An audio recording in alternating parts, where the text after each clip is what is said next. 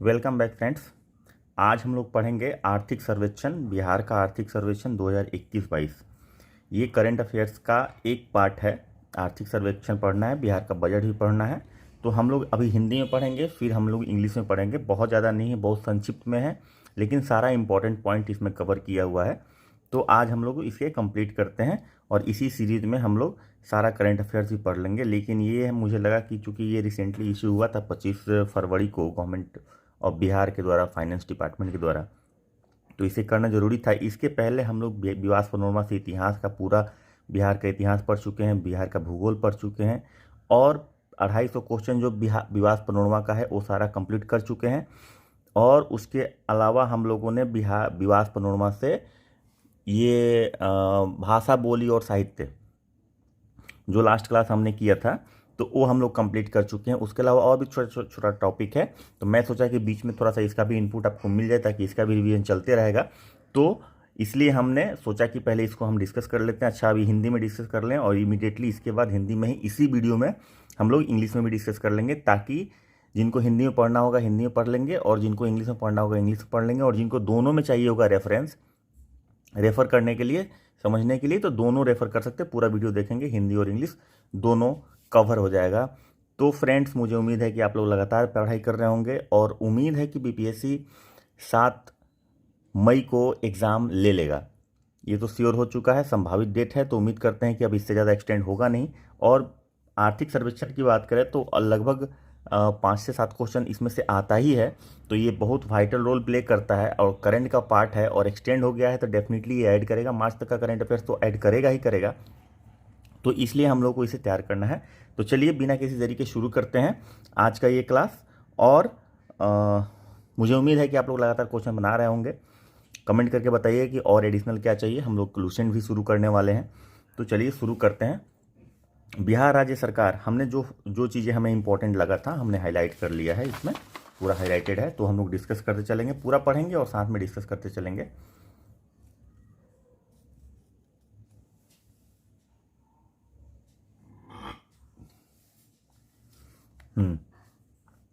राज्य सरकार इस बार 16वां आर्थिक सर्वेक्षण 2021-22।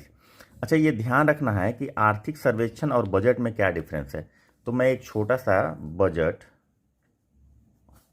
2022-23 ऐसे लिखते हैं ना, और इकोनॉमिक सर्वे 2021-22 जो ये लिखा हुआ है, ठीक है। तो इन दोनों में डिफरेंस क्या होता है। इकोनॉमिक सर्वे 2021-22 जो है अपने प्रीवियस ईयर का जो भी इकोनॉमिक में डेवलपमेंट हुआ, इकोनॉमी में डेवलपमेंट हुआ है, बिहार की संदर्भ में बात करें तो बिहार में जो भी बिहार राज्य सकल घरेलू उत्पाद में डिफरेंस हुआ है, जो भी उद्योग धंधों में डिफरेंस हुआ है, जो भी डिफरेंस हुआ है, जो भी ग्रोथ हुआ है या डिग्रोथ हुआ है, जो भी है, उसका ये लेखा जोखा है कि हमने अपने प्रीवियस ईयर में क्या अचीव किया, क्या हमने सरपास किया अचीवमेंट, ये सारा कुछ इसमें है। बजट में क्या होता है कि आने वाले साल के बारे में हम लोग बात करते हैं कि आने वाले साल में हमारा ये खर्चा का और आमदनी का लेखा जोखा होगा, मतलब रेवेन्यू रिसीट और एक्सपेंडिचर का इसमें लेखा जोखा रहता है बजट में। तो इकोनॉमिक सर्वे प्रीवियस ईयर का हम लोग डिस्कस करते हैं। तो अभी जो इकोनॉमिक सर्वे रिलीज हुआ है बिहार सरकार फाइनेंस डिपार्टमेंट के द्वारा, वो है 16वां आर्थिक सर्वेक्षण। 16वां आर्थिक सर्वेक्षण 2021-22 आया है। तो ये अपने आप में एक सवाल है, प्रस्तुत कर रही है सर्वेक्षण का में 13 अध्याय है। ये इसमें पूरा जिस्ट लिखा हुआ है, तो ये इसमें कौन कौन सा चीज़ देखा गया है। अवलोकन, राजकीय व्यवस्था, कृषि एवं सहवर्ती एग्रीकल्चर एंड एलाइड सेक्टर, उद्यमिता क्षेत्र, श्रम, रोजगार एवं कौशल, अधिसंचार, इन सब के बारे में इसमें डिस्कस किया जाता है। मानव विकास, बाल विकास, पर्यावरण, जलवायु परिवर्तन एवं आपदा प्रबंधन, हर अध्याय में मुख्य बातें इस प्रकार है। तो मेन जो पॉइंट्स है वो इस प्रकार हैं, वो हम लोग डिस्कस करते चलेंगे। तो ये क्या है, लॉकडाउन के प्रभाव के कारण बिहार का सकल राज्य घरेलू उत्पाद जीएसडीपी, इसको इंग्लिश में हम लोग जीएसडीपी बोलते हैं, ग्रॉस स्टेट डोमेस्टिक प्रोडक्ट। तो जीडीपी क्या होता है ये तो पता होगा, नहीं पता होगा तो जीडीपी होता है कि जो एक स्टेट या नेशन के, राज्य या देश के अंदर जो भी गुड्स और सर्विसेज होता है उसका जो मूल्य होता है, total value of goods and services with in a year, उसको जीडीपी या जीएसडीपी राज्य के संदर्भ में बोलते हैं। सकल राज्य घरेलू उत्पाद जीएसडीपी 2020-21 में मात्र 2.5% बढ़ा। तो ये सवाल पूछ सकता है कि जीएसडीपी या जीडीपी बोलिए तो स्टेट के देश के संदर्भ में आता है, जीएसडीपी राज्य के संदर्भ में आता है। तो जीएसडीपी का जो ग्रोथ था वो था 2.5%, 2.5% बढ़ा। जबकि भारत का जो था 2021-22 में जीडीपी, यहाँ पे भारत का जीडीपी हम लिखेंगे, जीडीपी था वो श्रिंक किया था 7.5% से 7.5% से सिकुड़ गया था, यानी कि उतना से कम हुआ था, माइनस में चला गया था। तो माइनस में जहां हमारे देश की इकोनॉमी चल रही थी वहां पे बिहार राज्य ने 2.5% का ग्रोथ रिकॉर्ड किया।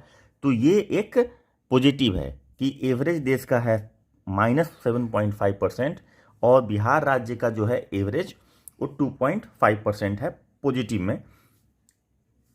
अच्छा, वर्तमान मूल्य पर बिहार की प्रति व्यक्ति आय 2020-21 में 50,555 रुपये थी, जबकि भारत की प्रति व्यक्ति आय, वर्तमान मूल्य की बात कर रहे हैं, मूल्य निर्धारण दो तरह से होता है। एक तो वर्तमान मूल्य लिया जाता है कि आज के मूल्य के हिसाब से अगर जीडीपी ये है तो प्रति व्यक्ति आय कितनी होगी। आज के हिसाब से अगर वस्तुओं का वैल्यू देखा जाए तो प्रति व्यक्ति आय कितनी होगी। और एक होता है बेस ईयर वाला, तो बेस ईयर जो 2011-12 है उसके आधार पे आज की डेट में वस्तुओं आय कितनी होगी तो उस संदर्भ में देखा जाता है। तो वर्तमान मूल्य के आधार पे ये ध्यान रखने की बात है, वर्तमान मूल्य के आधार पे बिहार का प्रति व्यक्ति आय 50,555 रुपये था, जबकि देश का यानी कि भारत का 86,659 रुपये था। गत 5 वर्षों में, ये भी एक सवाल है, ये ध्यान रखने की बात है। यहाँ पे एक सवाल बनता है आपका, 2.5% से बिहार ग्रोथ किया, भारत ग्रोथ माइनस में था 7.5% से।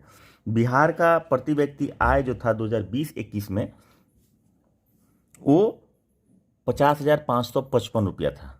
एक व्यक्ति का आय एवरेज, एक व्यक्ति का आय एवरेज निकाला जाता है, टोटल व्यक्ति का आय जो है वो एवरेज करके निकाला जाता है। जबकि भारत में पूरे देश में औसत आय जो था वो था 86,659 रुपया। गत 5 वर्षों में 2016 से लेकर 2020-21 तक बिहार में प्राथमिक क्षेत्र 2.3% की दर से ग्रो किया, द्वितीयक क्षेत्र 4.8% की दर से ग्रो किया और तृतीयक से क्षेत्र ग्रो किया है 8.5% की दर से। तो ये आपको इंडिविजुअली पूछ सकता है कि प्राथमिक क्षेत्र में ग्रोथ पिछले 5 साल में इकोनॉमिक सर्वे 2021-22 के अनुसार कितना था। तो बिहार में प्राथमिक क्षेत्र का ग्रोथ था 2.3%, द्वितीयक क्षेत्र का 4.8% और तृतीयक क्षेत्र का हो गया 8.5%। तब आप लोगों को पता होगा प्राथमिक क्षेत्र क्या है, द्वितीयक क्षेत्र क्या है और तृतीयक क्षेत्र क्या है। तो ये इकोनॉमिक्स का पार्ट है, तो इसका सिर्फ डिफिनीशन हम बता देते हैं। प्राथमिक क्षेत्र में वो होता है जो डायरेक्टली नेचर से एक्सट्रैक्ट किया जाए, जो वस्तु, जो पदार्थ जो नेचर से डायरेक्ट लिया जाता है वो सारा प्राथमिक क्षेत्र के कैटेगरी में आता है। जैसे एग्रीकल्चर, एलाइड आ जाएगा, माइनिंग, क्यूरीज आ जाएगा, ये सारा जो है प्राथमिक क्षेत्र में आता है। अच्छा, प्राथमिक क्षेत्र, उसके बाद ये हम डिटेल जब इकोनॉमी पढ़ाएंगे ना तब हम और डिटेल इसके बारे में बताएंगे। अभी समझ लीजिए प्राथमिक क्षेत्र इकोनॉमी का 3 तरह से डिवाइड होता है, प्राथमिक, द्वितीयक और तृतीयक, और एक नया एडवांस आ रहा है अभी क्वाटरनरी, तो उसके बारे में हम देखेंगे इकोनॉमिक में। अभी हम लोग देख लेते हैं प्राथमिक क्षेत्र का मतलब जो हो गया एग्रीकल्चर, एलाइड सेक्टर, माइनिंग वगैरह, जो डायरेक्ट नेचर से आता है, जो प्राकृतिक से डायरेक्ट जुड़ा हुआ है, जो ह्यूमन इंटरवेंशन नहीं हुआ है, एकदम रॉ है, वो आता है प्राथमिक क्षेत्र में। द्वितीयक क्षेत्र में वो आता है जो उस प्राथमिक क्षेत्र के प्रोडक्ट को रिफाइन करके, मॉडिफाई करके, वैल्यू एडिशन करके कोई प्रोडक्ट बना दिया गया और कोई प्रोडक्ट बना के बेच दिया गया, वो द्वितीयक क्षेत्र में आ जाता है। ठीक है। अब जैसे आयरन ओर जो है, आयरन ओर प्राथमिक क्षेत्र में आता है, क्रूड ऑयल प्राथमिक क्षेत्र में आता है, आयरन ऑयल प्राथमिक क्षेत्र में आता है, एग्रीकल्चर और इन सब का प्रोडक्ट प्राथमिक क्षेत्र में आता है। और इन सब का प्रोडक्ट लेके अलग अलग कंपनियां कोई भी चीज़ बनाती है, कोई नया प्रोडक्ट, जैसे ओर निकाल के आयरन से स्टील बन जाता है, गाड़ियाँ बन जाती है, वो द्वितीयक क्षेत्र में आ जाता है। ठीक है, तो सेकेंडरी सेक्टर हो गया वो। और वो जैसे मैन्युफैक्चरिंग को लेते हैं कि उसमें मैन्युफैक्चरिंग होता है, उसमें ह्यूमन इंटरवेंशन से वैल्यू एडिशन होता है, तो द्वितीय क्षेत्र में आ जाता है। तृतीय क्षेत्र क्या है कि ये सर्विसेज को डिनोट करता है, मतलब कि कोई भी प्राथमिक क्षेत्र में काम करने के लिए और द्वितीय क्षेत्र में भी काम करने के लिए सर्विसेज लगती है। जैसे आईटी की सर्विस लगती है, जैसे लेबर की सर्विस लगती है, जैसे नाई की सर्विस है, नाई क्या बेचता है, अपना सर्विस बेचता है। जैसे लेबर क्या बेचता है, अपना सर्विस बेचता है। अगर हम लोग जॉब करते हैं, नौकरी करते हैं, तो क्या बेचते हैं, हम अपना सर्विस बेचते हैं। लेकिन कंपनी क्या बेच रही है, सपोज कीजिए कि हम किसी प्रोडक्शन कंपनी में, कार की कंपनी में हैं, तो हम कार बनाते हैं। अब कार बनाते हैं तो हम तो अपना सर्विस किसको बेच रहे हैं, कंपनी को बेच रहे हैं। लेकिन कंपनी क्या बेच रही है, कंपनी प्रोडक्ट बेच रही है। तो कंपनी किस सेक्टर में है, कंपनी है द्वितीय सेक्टर में, क्योंकि वो प्रोडक्ट बना के बेच रही है। लेकिन अगर मेरी बात करें तो हम लोग क्या बोलते हैं, हम सर्विस कर रहे हैं, यानी हम अपना सर्विस दे रहे हैं। तो हम हो जाएंगे जो सेल्फ एम्प्लॉयड लोग हैं, जो सीए हैं, जो चार्टर अकाउंटेंट है, जो सॉफ्टवेयर इंजीनियर हैं। तो कंपनी जो बनाती है, जो सेल्फ एम्प्लॉयड लोग हैं, वो लोग अपना सर्विसेज देते हैं। और प्रोडक्ट जहाँ पे परचेज और सेल होगा, वो हो गया आपका परचेज सेल नहीं, प्रोडक्ट का जहाँ प्रोडक्शन होगा वो हो गया द्वितीय क्षेत्र। तो इतना काफ़ी है, इतना बेसिक समझने के लिए। तो सबसे ज़्यादा सर्विस सेक्टर में ग्रोथ रहा है 5 साल में, 8.5% का बिहार में। आगे चलते हैं। जहाँ तक राज्य की वित्त व्यवस्था की बात है, तो कोविड-19 महामारी के कारण सब लोग को पता है 2020-21 में कठिनाई वाला वर्ष रहा है। राज्य सरकार ने इस चुनौती के जवाब अपने वित्तीय संसाधनों का सर्वोत्तम संभव उपयोग के जरिए दिया। वर्ष 2020-21 में राज्य सरकार का कुल व्यय 2021 में राज्य सरकार का कुल व्यय गत वर्ष, यानी कि 2021 है तो 2019-20 हो जाएगा, 19-20 में कुल व्यय जितना था उसका 13.4% बढ़ के राज्य का सरकार का खर्चा जो है, खर्चा अपना जो करती है राज्य सरकार, वो अपना उसने 13 अपने प्रीवियस ईयर से 1920 से 13.4% बढ़ाकर 1,65,696 करोड़ पहुंच गया। ठीक है, 1,65,696। तो ये भी इंपॉर्टेंट है कि 2019-20 के रिस्पेक्ट में कितना प्रतिशत से राज्य का कुल व्यय बढ़ा। ठीक है, तो 13.4% से बढ़ा। कितना हुआ, 1,65,696 करोड़ हुआ। ठीक है, इसमें से इसका बाइफर्केशन देख लीजिए। इसमें से 26,203 करोड़ जो है वो खर्चा होता है पूंजीगत व्यय था, मतलब कि कैपिटल एक्सपेंडिचर। पूंजीगत व्यय मतलब होता है कैपिटल एक्सपेंडिचर। तथा 1,39,493 करोड़ जो था वो राजस्व व्यय था। अब कैपिटल एक्सपेंडिचर और राजस्व व्यय में इतना डिफरेंस क्यों है? तो जो रिकरिंग एक्सपेंडिचर होता है, जो बार बार खर्च होता है, उसको राजस्व एक्सपेंडिचर मानते हैं। सैलरी देना, वियर एंड टियर में खर्च करना। ठीक है, कैपिटल एक्सपेंडिचर वो होता है जो पूंजी इन्वेस्टमेंट होता है। पूंजी इन्वेस्ट करके, मतलब कैपिटल मतलब क्या होता है, पूंजीगत व्यय ये है। तो कैपिटल मतलब क्या होता है, पूंजी होता है। तो पूंजी लगाया गया तो उससे क्या होगा, रेवेन्यू जनरेट होगा। जैसे सपोज कीजिए कि कहीं पे हाईवे बनेगा तो टोल लग जाएगा। ठीक है, कहीं पे अगर कोई बड़ा सा पार्क बना दिया गया, उससे टिकट वसूल के पैसा आ रहा है। ठीक है, कहीं पे पार्क बना दिया गया तो उससे भी आ रहा है। पार्क तो बोल ही दिए। कहीं पे मान लीजिए कि कोई बिल्डिंग बन गया तो उसमें रेंट पे देके उससे भाड़ा आ रहा है, तो वो पूंजीगत व्यय हो गया।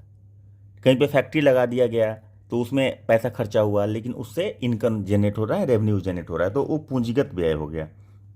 जहाँ कैपिटल एक्सपेंडिचर होता है, कैपिटल का पर्पस ही होता है, उस पैसे को कैपिटल बोलते हैं जिस पैसे से पैसा कमाया जाता है। पूंजी, जैसे हम लोग पूंजी को किस फॉर्म में बोलते हैं, पैसा हमारे पास है लेकिन वो पूंजी नहीं है जब तक कि हम उसको इन्वेस्ट नहीं करते हैं, कहीं पे कहीं पैसा लगाते नहीं कमाने के लिए। तो कैपिटल एक्सपेंडिचर 26,203 करोड़, और रेवेन्यू एक्सपेंडिचर जो था, राजस्व व्यय जो था, वो 1,39,493 करोड़ था।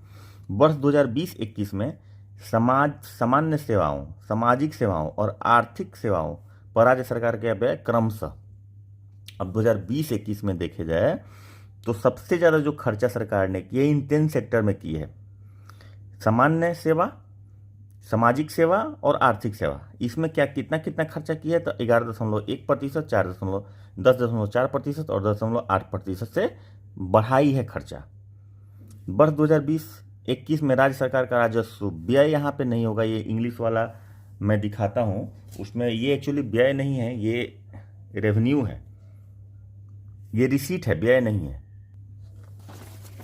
हाँ, तो इसको हम देखते हैं। 2020-21 में राज्य सरकार का राजस्व व्यय 1,28,168 करोड़ तथा पूंजीगत व्यय 36,735 करोड़ था। ठीक है, तो ये इंग्लिश वाला है। इसमें ये अगर देखा जाए तो यहाँ पे the revenue and capital receipt यहाँ पे लिखा है। रेवेन्यू रिसीट और कैपिटल रिसीट स्टेट गवर्नमेंट का 1,28,168 करोड़ और 36,735 करोड़ रेस्पेक्टिवली है 2021-22 में। यानी यहाँ कह रहा है कि रेवेन्यू रिसीट जो है वो है 1,28,168 करोड़, जबकि यहाँ पे क्या कह रहा है हिंदी वाला में कि राज्य सरकार का राजस्व व्यय 1,28,168 करोड़ है, व्यय नहीं है यहाँ पे, ये आमदनी होगा। और यहाँ पे पूंजीगत व्यय नहीं होकर 36,735 करोड़ था। तो ठीक है, इसको करेक्शन हम लोग कर लेंगे, व्यय को हम चिन्हित कर दिए, यहाँ पे व्यय नहीं होगा। वहीं 2020-21 में राज्य सरकार अपने कर और करोत्तर स्रोतों से, यानी कि कर वाला जो सोर्स होता है और कर के अलावा नॉन टैक्स जो सोर्स होता है, उससे राजस्व 2019-20 के 19-20 में कितना था, 33,858 करोड़, वो बढ़ के 36,543 करोड़ हो गया है। चलिए आगे बढ़ते हैं, जो इंपॉर्टेंट पॉइंट है। तो इसमें ये है आपको इंपॉर्टेंट पार्ट कि कुल व्यय कितना बढ़ गया, ठीक है, और पूंजीगत व्यय इसमें कितना था, और आपका पूंजीगत व्यय कितना था, और इसमें रेवेन्यू व्यय राजस्व व्यय कितना था। आगे है कि बिहार की अर्थव्यवस्था में कृषि का महत्वपूर्ण योगदान है। सब लोग जानते हैं बिहार में कृषि और सहवर्ती क्षेत्रों का लगातार विकास हुआ है। वर्ष 2019-20 में सकल शस्य क्षेत्र ग्रॉस क्रॉप्ड एरिया, हाँ इसका ग्रॉस क्रॉप्ड एरिया होता है हिंदी, ग्रॉस क्रॉप्ड एरिया मतलब जितना बुआई किया गया, जहाँ पे क्रॉपिंग किया गया, वो है 72,97,000 हेक्टेयर, मतलब 72.97 लाख हेक्टेयर था। और फसल सघनता 1.44% था, एक्चुअली ये 144% है। फसल सघनता मतलब क्रॉपिंग इंटेंसिटी इसको बोलते हैं। फसल सघनता का मतलब होता है पर यूनिट, एक इकाई जमीन पर जो फसल लगाया जाता है एक साल में, वो कितना लगाया जाता है। तो अगर एक इकाई जमीन पर फसल लगाया जाता है और एक ही फसल लगाया जाता है तो 100% हुआ। अगर 2 फसल लगा लिए और प्रॉपर उसका इनकम हुआ तो 200% हो गया। अगर 3 फसल लगा लिए तो 300% हो गया। तो इसको इंटेंसिटी, क्रॉपिंग इंटेंसिटी बोलते हैं। तो यहाँ पे एवरेज जो है बिहार का 144% है, यानी कि 1.44 क्रॉप लगाया जाता है एक यूनिट ऑफ लैंड पे। तो ये क्रॉपिंग इंटेंसिटी याद रखेंगे। और गत 5 वर्षों में कृषि एवं सहवर्ती क्षेत्र 2.1% की दर से बढ़ा है। 5 साल में कृषि और सहवर्ती क्षेत्र, याद रखिएगा, प्राथमिक क्षेत्र और कृषि क्षेत्र अलग अलग है। प्राथमिक क्षेत्र में कृषि भी आता है, एलाइड सेक्टर भी आता है, आपका माइनिंग भी आता है, क्यूरी भी आता है, ये सब आता है। लेकिन कृषि क्षेत्र उसका एक सब सेक्शन है। तो कृषि क्षेत्र और सहवर्ती क्षेत्र में कृषि, हम लोग प्राइमरी सेक्टर में क्या देखे थे, यहाँ पे देखिए प्राइमरी सेक्टर में है 2.3%, ये भी 5 साल का है। और यहाँ पे गत 5 वर्षों यानी कि 16-17 से लेके 2020-21 तक 2.1% से ग्रोथ किया है एग्रीकल्चर। ठीक है, उप क्षेत्रों में पशुधन, मत्स्य पालन की वृद्धि दर क्रमशः 10 और 7% रही है। पशुधन,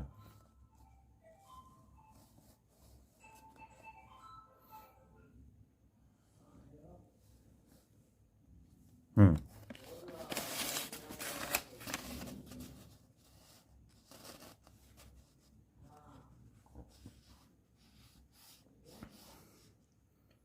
हम्म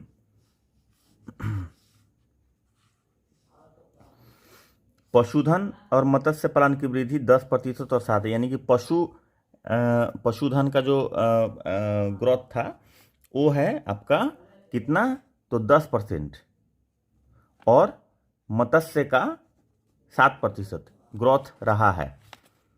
ठीक है, अब ये 2020-21 में हमारा खाद्यान्न उत्पादन जो था वो 17.95 टन हो चुका है। 20-21 में 6,83,000 टन मछली का उत्पादन करने से राज्य मछली के उत्पादन में लगभग आत्मनिर्भर हो गया है। पहले मछली आंध्रा से ज़्यादा आता था, आंध्रा से ही आता था। आज की डेट में बिहार सक्षम है कि अपने यहाँ का जो मछली का रिक्वायरमेंट है, ये बिहार का जो मछली का रिक्वायरमेंट है वो उसको फुलफिल कर सके, इतना उत्पादन बिहार में हो रहा है। तो मछली के उत्पादन में बिहार आत्मनिर्भर हो चुका है। पहले हम लोग दूसरे राज्य से मंगवाने पर निर्भर करते थे और इसमें 7% का ग्रोथ रिपोर्ट किया गया है, ठीक है, पिछले 5 साल में। और आपका पशुधन में कितना का, तो 10% का। तो ये ध्यान देने वाली बात है। हम इसको MCQ नहीं बनाए हैं, हम इसको पूरा थोरो डिस्कस कर रहे हैं। सिर्फ MCQ बनाएंगे तो बीच में कुछ छूट जाता है, इसलिए हम इसको पूरा थोरो डिस्कस कर रहे हैं। और बाकी हम लोग जब मॉक टेस्ट डिस्कस करेंगे तो उसमें तो सारा क्वेश्चन आ ही जाएगा। तो हम इसको थोरो डिस्कस करने के लिए, ताकि कुछ छूट नहीं जाए, आप पूरा बढ़िया से पढ़ें। क्योंकि देखिए, एक बार आप डिटेल अगर पढ़ते हैं ना, तो उससे क्या होता है कि आपका कॉन्सेप्ट क्लियर होता है। ऐसे सिर्फ हम MCQ लिख देंगे तो उसमें एक लाइन छूटा हुआ रहेगा, तो आप उसी 4 ऑप्शन और उस क्वेश्चन को जानते हैं, उसके अलावा आप नहीं जानते हैं, उसके आसपास के चीज़ों को क्या लिखा हुआ था वो नहीं जानते हैं आप। और जब हम क्वेश्चन बना लेते हैं ना, तो क्वेश्चन के संदर्भ में ही सोचते हैं। तो पहले मेरा ये मानना है कि एक बार थोड़ा डिटेल हो जाए और उसके बाद फिर क्वेश्चन तो बनाना ही है। तो इसलिए हमने सोचा कि ये पूरा हम लोग डिस्कस कर दें। और ये जो हम पेज लाए हैं, ये पेज हमने खुद के सोर्स से नहीं बनाई है, ये हमने बिहार सरकार के साइट से ली है। तो आप भी वहाँ से ले सकते हैं, रेफरेंस के लिए प्रिंट कर सकते हैं। और अगर आप लोग कहेंगे तो हम इसका पॉइंटर बना के ये तो पूरा डिटेल दिया हुआ है, इसमें जो इंपॉर्टेंट बात है, जो हाईलाइट्स हमने की है, उसका पॉइंटर बना के PDF हम लोग दे पाएंगे, अगर आप लोग को रिक्वायरमेंट होगा तो। और नहीं हुआ तो आप वहाँ से भी साइट से देख सकते हैं रेफरेंस में। इसमें कहीं पे कुछ, चूँकि सोर्स सही होना चाहिए, मेरा ये मानना है ना कि सोर्स सही होना चाहिए। तो जो सोर्स हमको इजीली अवेलेबल है उसका हम लोग वहाँ से लेते हैं। तो मछली में हम लोग सेल्फ सफिशिएंट हो गए। 6,83,000 टन का मछली प्रोडक्शन करने के बाद 2020-21 में हम लोग हाँ अच्छा, बिहार में दूध का कुल उत्पादन 20-21 में 115.01 लाख टन था। तथा कृषि क्षेत्र में के और अधिक विकास के लिए कृषि विभाग द्वारा एक नया मोबाइल ऐप, ये बहुत ही इंपॉर्टेंट है, बिहान, ये याद रखिएगा, बिहार सरकार कृषि विभाग द्वारा एक नया मोबाइल ऐप लॉन्च किया गया है। उस मोबाइल ऐप का नाम है बिहान। वहाँ पे कृषि संबंधित सारे सुविधाएं वहाँ पे आपको अवेलेबल होगी, जो कृषि संबंधी विभिन्न डिजिटल उपयोगों को एक ही प्लेटफॉर्म पर ला देता है। सारे चीज़ एक ही प्लेटफॉर्म पे आपको मिल जाएगा। तो ये इंपॉर्टेंट है। ये सारा कुछ पॉइंट सर इंपॉर्टेंट है, लेकिन ये भी बहुत ज़्यादा इंपॉर्टेंट है। तो ये ध्यान रखने वाली बात है। मुझे तो लगता है कि इस बार ये पूछ ही देगा। और ये भी बहुत इंपॉर्टेंट है, मछली में हम लोग सेल्फ सफिशिएंट हो गए हैं प्रोडक्शन में। आगे चलते हैं। बिहार के हाल के वर्षों में अब औद्योगिक विकास की बात कर रहे हैं, तो इसमें बहुत लोगों को पता भी होगा, लेकिन इसमें जो आगे लिखा हुआ है कि राज्य सरकार के नीतिगत उपाय किए गए और समर्पित संस्थानों की स्थापना की गई। इस पहल कदमियों के कारण 2017 से 2020 के क्या किया राज्य सरकार ने, बिहार में हाल के वर्षों में आशाजनक औद्योगिक विकास हुआ है। बिहार में औद्योगिक निवेश आकर्षित करने के लिए राज्य सरकार ने अनेक नीतिगत उपाय किए हैं और समर्पित संस्थानों की स्थापना की है। समर्पित संस्थान मतलब डेडिकेटेड इंस्टीट्यूशंस, जो उसी के लिए बनाए गए हैं। किसके लिए, तो उद्योग धंधा को फैसिलिटेट करने के लिए, उनको सुविधाएं प्रोवाइड करने के लिए समर्पित संस्थानों की स्थापना की है। इस पहलकदमियों के कारण 2017 से 2021 तक 5 साल के बीच राज्य में कुल 54,761 करोड़ रुपए का निवेश, 1918 प्रस्ताव, यानी 1918 याद रखिए, प्रस्ताव प्राप्त हुए। मतलब पिछले 5 साल में उद्योग धंधा लगाने के लिए बिहार सरकार के प्रयासों से 54,761 करोड़ रुपए का निवेश, 1918 प्रस्ताव प्राप्त हुए हैं, जिसमें से 3 सबसे इम्पॉर्टेंट है, जिसमें सबसे ज़्यादा निवेश आया है।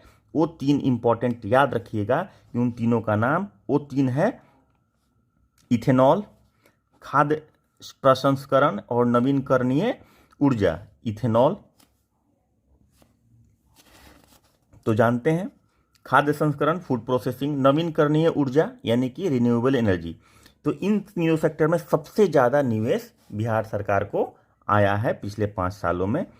दिसंबर 2021 तक इथेनॉल के क्षेत्र में कुल 32,454 करोड़ रुपए का निवेश वाला 159 इकाइयों को प्रथम स्तर की अनापत्ति फर्स्ट लेवल एनओसी प्राप्त हो चुका है। कितना हजार? 32,400। सबसे ज़्यादा बड़ा सेक्शन तो मुझे लग रहा है कि 54,000 में 54,761 करोड़ में सबसे बड़ा तो सेक्शन यही है, 32,454 करोड़। ये किस में आया है? 159 इकाइयों को स्थापना करने के लिए 159 इकाई स्थापित होने वाला है इथेनॉल के प्रोडक्शन के लिए, या जो है इकाइयाँ उसमें इम्प्रूवमेंट करने के लिए प्रथम स्तर की अनापत्ति प्रदान की गई है। इथेनॉल के उत्पादन को प्रोत्साहित करने के लिए राज्य सरकार ने इथेनॉल उत्पादन प्रोत्साहन policy, ethanol production and promotion policy 2021 आया है। इसको याद रखेंगे। सूत्रबद्ध किया राज्य में चिकित्सा संबंधी परियोजनाओं के लिए ऑक्सीजन उत्पादन के लिए भी वृद्धि करने के लिए ऑक्सीजन प्रोत्साहन नीति 2021 लागू की गई है। तो इथेनॉल में सबसे ज़्यादा है, और 3 सेक्टर जो है सबसे इम्पोर्टेंट है जहाँ पे आया है फंड, मतलब कि इन्वेस्टमेंट का, और ये आया है क्या बोलते हैं, इन्वेस्टमेंट आया है पिछले 5 सालों में 54,761 करोड़ रुपए का 1918 प्रस्ताव आए हैं, और उसमें सबसे ज़्यादा जो है वो है खाद्य प्रसंस्करण, इथेनॉल खाद्य प्रसंस्करण और आपका नवीनकरणीय ऊर्जा। दिसंबर 2021 तक इथेनॉल में 32,454 करोड़ रुपए का निवेश वाला 159 इकाई के प्रथम स्तर की अनापत्ति दी गई। ये बहुत ही इम्पॉर्टेंट बात है, इसको ध्यान रखना है। ऑक्सीजन के लिए भी इथेनॉल पॉलिसी बना हुआ है, ऑक्सीजन के लिए भी ऑक्सीजन प्रोत्साहन पॉलिसी बना हुआ है। तो सवाल इसमें से पूछ सकता है कि कितनी इकाइयों को प्रथम स्तर पर दिसंबर 2021 तक बिहार सरकार ने इथेनॉल के लिए प्रोडक्शन के लिए अनापत्ति प्रदान किया था? 159 इकाई को। कितना हजार करोड़? तो ये आपको एक जिस्ट मिल गया। इसके आगे अभी चलते हैं।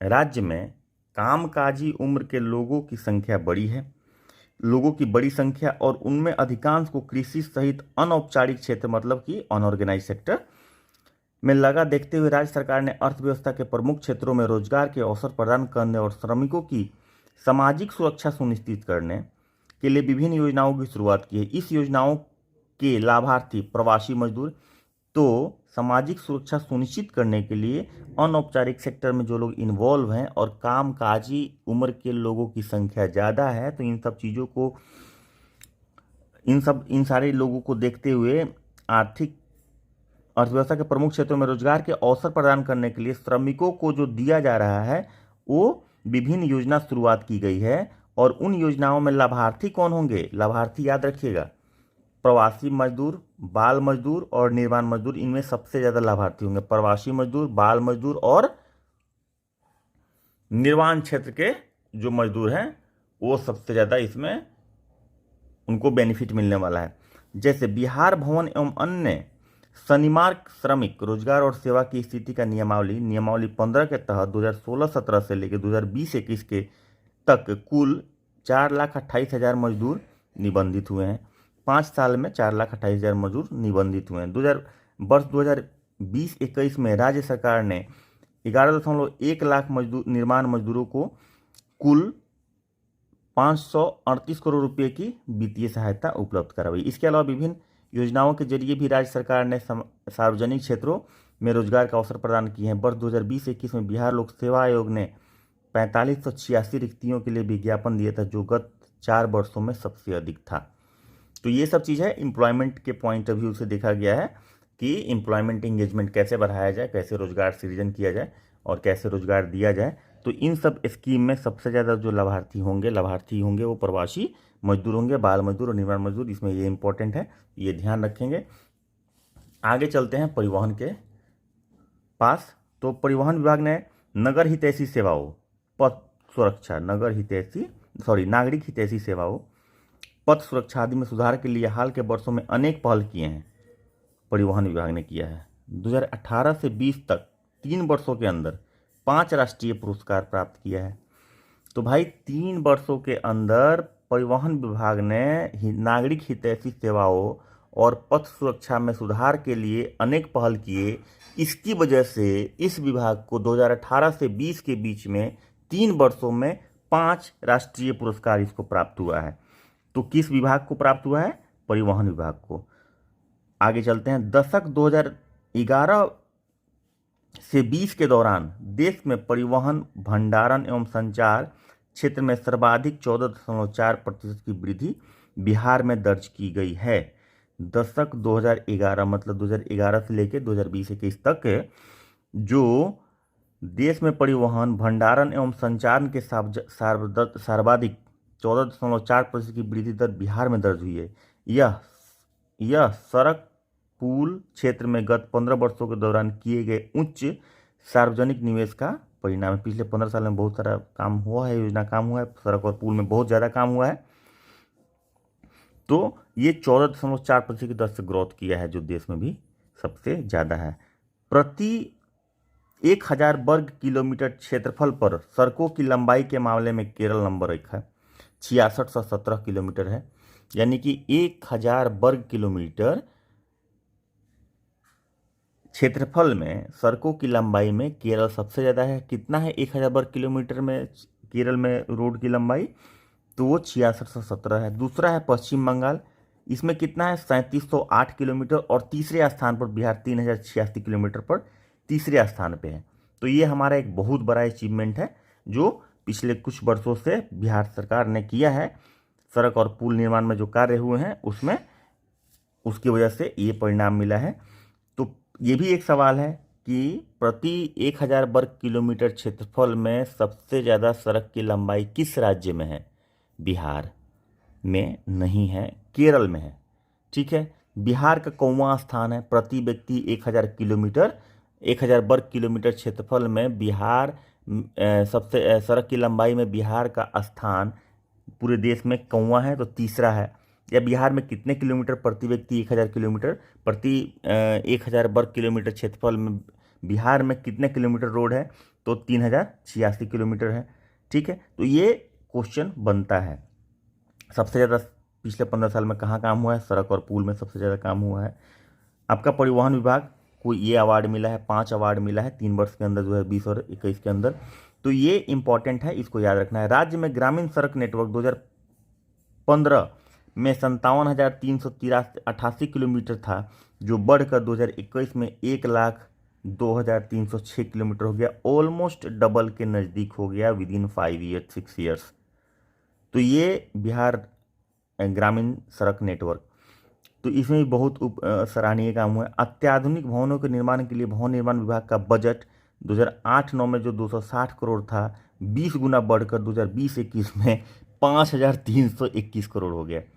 20 गुना बढ़ गया भाई, 20 गुना, मतलब 12 साल में 20 गुना बढ़ गया। बजट भी आप देख लीजिए, मोटा मोटी 6-7 के आसपास, 2006 या 7 के आसपास जो बजट था 20,000 करोड़ के आसपास था, अभी 2 लाख प्लस है, 2 लाख करोड़ के आसपास, 2 लाख से ज़्यादा है, 2 लाख करोड़ से ज़्यादा है बिहार का बजट। हम लोग पढ़ेंगे तो डिटेल डिस्कस करेंगे। करोड़ के साथ ही भारत की राज्य की अर्थव्यवस्था सूचना एवं संचार प्रौद्योगिकी अधिसंरचना में तेज विकास के लिए मजबूत हुई है। तो ये थोड़ा पढ़ने का ये फ़ायदा होता है कि आप एक नरेशन आपको मिल जाता है कि हमारे स्टेट में एक्चुअली हो क्या रहा है। जो किसी भी आप स्टेट से हैं, तो जिस स्टेट के बारे में आप पढ़ रहे हैं, जैसे आप बिहार के लिए अगर पढ़ रहे हैं बीपीएससी के लिए, तो जाहिर सी बात है कि वहाँ पर जब ये पढ़ रहे हैं तो आपको ये पता होना चाहिए और आपको एक विज़न मिल जाता है। ये पीटी के लिए तो सवाल हम निकाल रहे हैं यहाँ से, लेकिन जब आप मेंस का सवाल लिखेंगे तो उसमें आपको इनपुट मिलेगा। लेकिन एमसीक्यू, सिर्फ एमसीक्यू करने से, मैं ये नहीं बोलता कि एमसीक्यू नहीं इंपॉर्टेंट है, एमसीक्यू इंपॉर्टेंट है, बहुत इंपॉर्टेंट है, क्योंकि प्रैक्टिस वहीं से होता है। लेकिन इसको थोड़ा डिटेल कर लेने से क्या होता है, प्रैक्टिस कीजिएगा तो आपका क्लियरिटी और बढ़ जाएगा क्वेश्चन की समझ की। इसलिए मैं चाहता हूँ पहले पढ़िए और फिर क्वेश्चन बनाइए, पढ़िए और क्वेश्चन बनाइए, पढ़िए और क्वेश्चन बनाइए, तब ज़्यादा मजा आएगा। जब आप ज़्यादा इन्वॉल्व होकर कर पाएंगे, ज़्यादा कनेक्ट कर पाएंगे सरकमस्टांसेस से, ज़्यादा कनेक्ट कर पाएंगे डेवलपमेंट के एस्पेक्ट से। और एक चीज़, भागना नहीं है। अगर आप ये सोचिए कि अरे मुझे कम समझ में आता है, तो आप मुझे कमेंट करके बताइए, मैं उसको एक्सप्लेन करूँगा। जब तक आपको समझ में नहीं आ जाए तब तक मैं एक्सप्लेन करूँगा। लेकिन भागना नहीं है, क्योंकि भागना किसी भी चीज़ का सॉल्यूशन नहीं है। आप जिस चीज़ से भागते हैं वो चीज़ आपका तब तक पीछा नहीं छोड़ता जब तक कि आप उसको हासिल नहीं कर लें, या तो आप छोड़ के भाग जाएं कंप्लीट। अगर आप बीपीएससी की तैयारी करते हैं, बहुत लोगों का प्रॉब्लम होता है कि बायोलॉजी समझ में नहीं आता है। एक काम करते हैं ना, 10-15 क्वेश्चन पूछता है, छोड़ देते हैं उसको। वो 10-15 क्वेश्चन आपका डिसाइडिंग फैक्टर हो जाता है। इकोनॉमिक्स समझ में नहीं आता है, 10-15 क्वेश्चन आता है, छोड़ देते हैं, वो डिसाइडिंग फैक्टर हो जाता है। तो दो चीज़ होगा, या तो आपका बीपीएससी नहीं होगा, या फिर आप इकोनॉमिक्स समझ के बीपीएससी निकाल लेंगे। तो अगर आप बीपीएससी की तैयारी कर रहे हैं और आपको इकोनॉमिक्स नहीं आता है तो आपको समझना पड़ेगा, तभी रिजल्ट होगा, नहीं तो नहीं होने वाला है। इसलिए भागना नहीं है। हाँ, अगर प्रॉब्लम है कोई टॉपिक में, कोई टर्म में समझ में नहीं आता है कि इसका मतलब क्या होता है, एक्सप्लेन किया जाए तो हम उसको एक्सप्लेन कर देंगे। अगर संभव हुआ तो कमेंट में ही एक्सप्लेन कर देंगे, अगर नहीं संभव होगा तो हम उसका डेडिकेटेड वीडियो बना देंगे, हमको कोई दिक्कत नहीं है, और हम समझा के छोड़ेंगे। इसलिए कंफ्यूज नहीं होना है और डरना नहीं है, जो भी है उसको समझना है। देखिए, आप स्किप कीजिएगा, दूसरे सब्जेक्ट पे टाइम दीजिएगा, लेकिन हो सकता है कि आप एग्जाम देने जाइए और उसी सब्जेक्ट से क्वेश्चन ज़्यादा आ जाए, जिससे जो जो आपकी कमजोरी रहे। तो इसलिए बैलेंस होना चाहिए, तो बैलेंस बनाना है। चलिए आगे चलते हैं। तो ये मजबूत हुई है आगे। अब बिहार में जिन क्षेत्रों में काफ़ी प्रगति है उनमें से एक ऊर्जा क्षेत्र भी है। ऊर्जा क्षेत्र में काफ़ी प्रगति हुई है भाई, ये सब लोग जानते हैं भी, गांव गांव में बिजली है। आप कनेक्ट कर पाएंगे चीज़ों को। अगर बिहार के प्रोग्रेस के बारे में ही सवाल लिख दिया जाए कि बिहार का इकोनॉमिक डेवलपमेंट इतना है और इतना रहा है, इस पे प्रकाश डालिए, तो आप इन सारे चीज़ों को डालना पड़ेगा ना, आपको रेफरेंस देना पड़ेगा, आपकी सारी चीज़ों को डालना पड़ेगा, वो मेंस की बात है। लेकिन पीटी में ऊर्जा क्षेत्र में आपको पता है प्रति व्यक्ति खपत जो है 2014-15 में 203 यूनिट किलोवाट आवर था, जो बढ़कर 2020-21 में 350 किलोवाट आवर हो गई। तो ये पूछ देता है सीधे भाई, देखिए बीपीएससी को ना डाटा से बहुत लगाव है, बीपीएससी को डाटा पूछने में बहुत मज़ा आता है, और वो चाहता है कि स्टूडेंट को डाटा पता हो। वो शायद इसलिए चाहता है कि डाटा तब आपको तभी पता रहता है ना जब आप एनालिसिस करते हैं। तो वो एनालिटिकल आपको बनाना चाहता है शायद बीपीएससी, इसलिए। तो ठीक है, 2014-15 में ये 203 यूनिट था, किलोवाट आवर था, और 2020-21 में ये 350 किलोवाट आवर हो गया, जो 6 वर्षों में 72.4% की वृद्धि दर दर्शाती है। 6 वर्षों में 72.4% की वृद्धि दर से बिजली का जो है कंजप्शन, प्रति व्यक्ति बिजली का जो खपत है वो बढ़ा है। चरम मांग की आपूर्ति 109.5% बढ़ गया, और 2014-15 से के 2831 मेगावाट से 2020-21 में 5932 मेगावाट पहुंच गया। ये लगभग डबल हो गया, सीधा डबल से भी ज़्यादा हो गया, 109.5% है ना, डबल से ज़्यादा हो गया। राज्य में बिजली की कुल खपत 2016-17 में 21.6 अरब यूनिट थी, जो 2020-21 में बढ़कर 31.4 अरब यूनिट हो गई। अब सोचिए 10 अरब यूनिट बढ़ गई।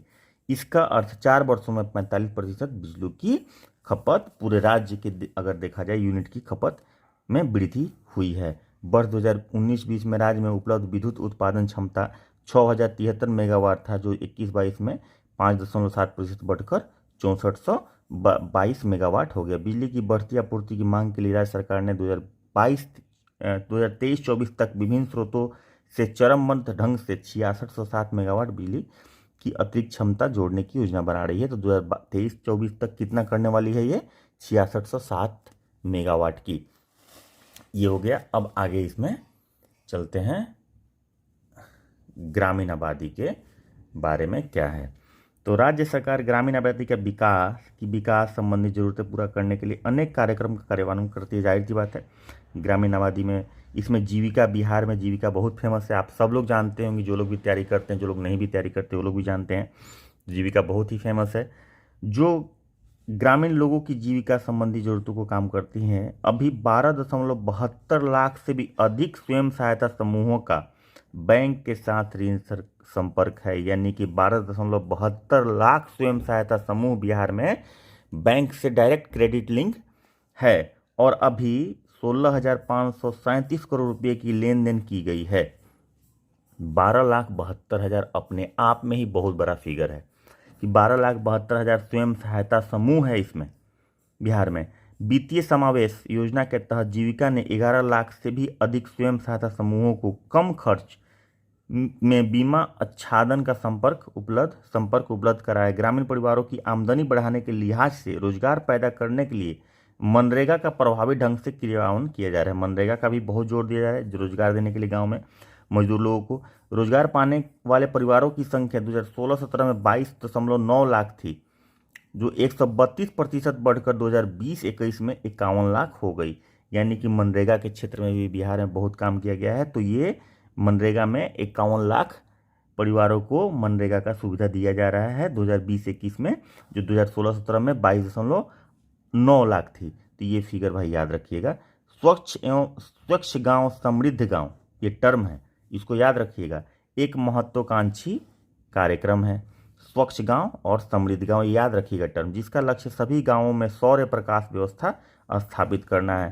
स्वच्छ गांव समृद्ध गांव का लक्ष्य क्या है ये याद रखिएगा, ये बहुत ही इंपॉर्टेंट है। सभी गांवों में सौर प्रकाश व्यवस्था उपलब्ध कराना है। इसका क्रियान्वयन 2000 करोड़ रुपए के व्यय के लिए किया जा रहा है, 2000 रुपये के व्यय से किया जा रहा है। ग्रामीण आबादी की मदद के लिए एक और कल्याण मूलक कार्यक्रम जन वितरण प्रणाली है, पीडीएस जिसको बोलते हैं, पब्लिक डिस्ट्रीब्यूशन सिस्टम, जो अति गरीब परिवारों का पर विशेष फोकस के साथ खाद्य सुरक्षा उपलब्ध कराती है। वर्ष 2020-21 में कुल 54,139.2 हजार टन खाद्यान्नों का आवंटन, 51,725.2 हजार टन का उठा हुआ जो आवंटन का 95.6% हुआ। यानी कि जितना स्टेट को आवंटित हुआ अनाज ये गरीबों को बांटने के लिए, उसमें से 95.6% लोगों में बांटा गया। ये अपने आप में भी एक माइलस्टोन है, तो इसे याद रखेंगे, इंपॉर्टेंट है। इसमें बिहार के ग्रामीण क्षेत्रों में बिहार राज्य का जो काम चल रहा है उसको भी ये दर्शाता है। तो आगे चलते हैं, इसमें एक और ये लास्ट पेज है, हम लोग इसका जिस्ट ही कर रहे हैं। एक्चुअली इसका हम लोग पूरा पीडीएफ डिस्कस नहीं कर सकते थे, लगभग 400 से भी ज़्यादा पेज का ये पीडीएफ, मुझे लगता है कि उससे भी ज़्यादा पेज का पीडीएफ है। तो हम लोग का जो मेन पॉइंट था वो हम लोग डिस्कस कर रहे हैं, उतना डिटेल हम लोग नहीं जा सकते हैं। वैसे उसकी बुक हम निकालेंगे, बुक हम नहीं निकाले हैं, हमारे पास पीडीएफ है उसका सॉफ्ट कॉपी, लेकिन हम बुक नहीं निकाले हैं। हम उसको स्टडी करेंगे और मेंस के लिए उसको तैयार करेंगे और देखते हैं कुछ और क्वेश्चन एमसीक्यू बन सकता है। मेरे ख्याल से बनने वाला है नहीं, लेकिन अगर बनने वाला है कुछ होगा तो हम ऐड कर देंगे। वर्ष 2011 की जनगणना में बिहार में शहरीकरण का स्तर 11.3 था, यानी कि 87 बोलते हैं, 88.7% लोग गांव में रहते थे और 11.3% शहरी। लेकिन राज्य सरकार द्वारा शहरी केंद्र को पुनर्परिभाषित करने का कार्यक्रम के बाद राज्य में शहरीकरण का वर्तमान स्तर 15.3% हो गया है। 2011 में शहरीकरण का स्तर कितना था? 11.3 था, जो 2000 जो अभी कितना हो गया है? 15.3% हो गया है, जो सराहनीय विस्तार है। राज्य सरकार का नगर निगम का व्यय 15-16 में 1648 करोड़ रुपए था, जो 5 वर्षों में 68% बढ़कर 19-20 में 2766 करोड़ हो गई। इसी प्रकार 2015-16 में आवास पर व्यय 1486 करोड़ था, जो इसी अवधि के लगभग 4 गुना होकर 19-20 में 5658 करोड़ रुपये पहुंच गया। अच्छा, बैंकिंग की अगर बात करें तो बैंकिंग अधिसंरचना राज्य में आर्थिक गतिविधियों के विस्तार के लिए महत्वपूर्ण भूमिका निभाती है। बिहार में बैंकिंग क्षेत्र में मुख्यतः सार्वजनिक क्षेत्र के बैंक है, सबसे ज़्यादा बिहार में सार्वजनिक क्षेत्र बैंक है, लेकिन हाल के वर्षों में निजी क्षेत्रों के बैंकों में शाखाओं में वृद्धि हुई है। ठीक है, 2020-21 में राज्य में बैंकों की 270 शाखाएँ खोली गई। 2020-21 में राज्य में बैंकों की कितनी शाखाएँ खोली गई? 270। इसमें सबसे ज़्यादा 115 शाखा भारतीय स्टेट बैंक द्वारा खोली गई। इसके बाद 92 निजी क्षेत्रों की शाखाएँ भी खोली गई है। अन्य राष्ट्रीयकृत बैंकों की 52 शाखाएँ खुली। बिहार में ऋण जमा अनुपात 19-20 के 36.1% बढ़कर 20-21 में 41.2% हो गया। मतलब कि सीडी रेशियो इसको बोलते हैं, क्रेडिट डिपॉजिट। जितना डिपॉजिट होता है उसके कितना भाग लोग को लोन दिया जाता है उसको बोलते हैं सीडी रेशियो। ये इकोनॉमिक्स का टर्म है, सीडी रेशियो माने क्रेडिट डिवाइडेड बाय डिपॉजिट। अगर सपोज कीजिए कि 100 रुपये जमा हुआ और यहाँ पे 41 रुपया लोन दिया गया, ठीक है, तो सीडी रेशियो ये हो जाएगा, ठीक है, 41% गुना 100, तो ये परसेंटेज में हो जाएगा 41%। ठीक है, तो ये सीडी रेशियो होता है। तो सीडी रेशियो बेहतर होने का मतलब है कि वहाँ के जिस स्टेट का या जिस राज्य का या जिस देश का सीडी रेशियो ज़्यादा होता है, इसका मतलब है कि वहाँ पे ऋण की खपत ज़्यादा है, लोग कर्ज ले रहे हैं और कर्ज लेते तो इन्वेस्ट करते हैं। खाने के लिए तो कर्ज मिलता नहीं है बैंक से, इन्वेस्टमेंट के लिए मिलता है, बहुत कम लेवल पे खाने के लिए मिलता है। पर्सनल लोन ये सब जो होता है वो खाने के लिए मिलता है, नहीं तो इन्वेस्टमेंट के लिए पर्पस के लिए ही होता है। तो रोजगार सृजन ज़्यादा हो रहा है वहाँ पे, तो इंडस्ट्री लग रहा है, खेती स्तर अच्छे पैमाने पे हो रहा है, मतलब इन्वेस्टमेंट ज़्यादा बढ़ रहा है। तो ये CD रेशियो बढ़ना अच्छी बात है। तो 2019-20 में 36.1 था, जो 2021 में 41.2% हो गई, जबकि संपूर्ण भारत के स्तर पे यह 76.5% से घटकर 71.7% हो गई। यानी कि 19-20 में संपूर्ण भारत में 76.5% थी और 20-21 में घट के 71.7% हो गई पूरे भारत की CD रेशियो। लेकिन बिहार में ये बढ़ा, तो ये भी एक है कि पूरे देश में जब घट रहा था CD रेशियो, उस समय भी बिहार में बढ़ रहा है। चूंकि गैप बहुत ज़्यादा है इसलिए बढ़ रहा है। तो ये ध्यान देने की बात है कि ऐसे भी अगर 3 लाइन क्वेश्चन नहीं पूछता है तो अपना, मैं हमेशा से बोलता हूँ कि जो 5वां ऑप्शन आता है ना, उपयुक्त में से कोई नहीं और एक से अधिक सही, या ऐसे बोलिए कि नन ऑफ द एबव और more than one of the above is correct, तो ये 5वां ऑप्शन भी 3 लाइनर से कम नहीं है। अब ऐसे लिखते, मान लीजिए पहला ऑप्शन कि बिहार में CD रेशियो वित्तीय आर्थिक सर्वेक्षण 2021-22 के अनुसार बिहार राज्य में CD रेशियो जो है वो बढ़ के 41.2% हो गया 2020-21 में। दूसरा लिखता है कि बिहार में जो CD रेशियो है वो 42% 3% है। तीसरा लिखता है कि भारत में जो CD रेशियो है वो घट गया, बस इतना ही लिख दिया, घट गया, या ये बढ़ गया, ये घट गया, ये लिख दिया। और चौथा कोई और एक ऑप्शन है, और 5वां आपका उपयुक्त और नन। तो इसमें दोनों हो जाएगा, क्योंकि भारत का घट रहा है और बिहार का बढ़ रहा है। ये नहीं सोचना है, क्योंकि यहाँ पे क्या होता है ना कि जब तक आपको पता नहीं होगा आपका आंसर नहीं कर पाइएगा, क्योंकि यहाँ पे लॉजिक नहीं लगेगा कि एवरेज जब देश का घट रहा है तो बिहार का बढ़ेगा कैसे। नहीं, यहाँ पे लॉजिक नहीं लगेगा वो वाला। ठीक है, तो ये आपको पता होना चाहिए, तभी आप सोच पाइएगा नहीं नहीं नहीं बिहार में तो बढ़ा था, बिहार में बढ़ा था, इंडिया में घटा था। तो इस तरह से सोचना है। तो अगर हम MCQ बनाते तो सिर्फ इतना बनाते, ठीक है, या फिर इसका एक अलग बना देते। तो दोनों MCQ अगर अलग अलग जगह पे लिख देंगे तो कोरिलेट नहीं कर पाएंगे। इसीलिए मैं बोल रहा हूँ कि थोड़ा डिटेल पढ़िए फिर MCQ बनाइए। राज्य में वार्षिक ऋण और हाँ, वीडियो अच्छी तो लग रही होगी, मुझे लगता है कि मैं इनपुट देने की भरपूर कोशिश कर रहा हूँ। तो सब्सक्राइब करिएगा तो हमें इंकरेजमेंट मिलेगा, और लाइक कीजिए और दोस्तों के साथ शेयर करके जरूर डिस्कस कीजिए। तो सब्सक्राइब कीजिएगा तो आप हमारे पास हमारा क्या बोलते हैं कि हमारा जो भी वीडियो अपलोड होगा उसका नोटिफिकेशन आपके पास जाएगा, और आपको समझ में आएगा कि अभी क्या पढ़ाया जा रहा है। तो आप अगर सीरियस हैं तो हम आपसे ज़्यादा आपके लिए सीरियस हैं, इसलिए सब्सक्राइब जरूर कीजिए और कमेंट में लिखिए ताकि हमको पता चले कि आपको क्या दिक्कत आ रही है, क्या समस्या आ रही है, कहाँ पे कन्फ्यूज़न है, हम लोग उसको सॉर्ट आउट करेंगे। चलिए, राज्य में वार्षिक ऋण योजना का लक्ष्य 2020-21 के 1,45,000 करोड़ से 6.6% बढ़ाकर 20-21 में 19-20 में 1,45,000 करोड़ था, जो कि 20-21 में बढ़ के 1,54,500 करोड़ हो गया, जो वृद्धि दर 6.6% का दर्शाता है। ये ध्यान रखना है। मैं फिर से बोल रहा हूँ कि वार्षिक सर्वेक्षण जो होता है, आर्थिक सर्वेक्षण, उससे डाटा ही ज़्यादा रहता है और BPSC को डाटा से बहुत लगाव है, इसलिए सवाल पूछ सकता है। ध्यान रखेंगे। बैंकों ने बिहार में 2020-21 में 2.51 लाख नए क्रेडिट कार्ड, किसान क्रेडिट कार्ड जारी किए, जो गत वर्ष से 51% अधिक है। वर्ष 2020-21 में जारी कुल नए कार्डों में से 2.24 लाख कार्ड अकेले व्यावसायिक बैंकों ने जारी किए हैं। राज्य में सभी बैंकों को अनिष्पादित परिस्थितियां NPA जिसको बोलते हैं, मार्च 2020 के कुल अग्रिम का 14.9% थी, जो मार्च 2021 में घटकर ये कब थी,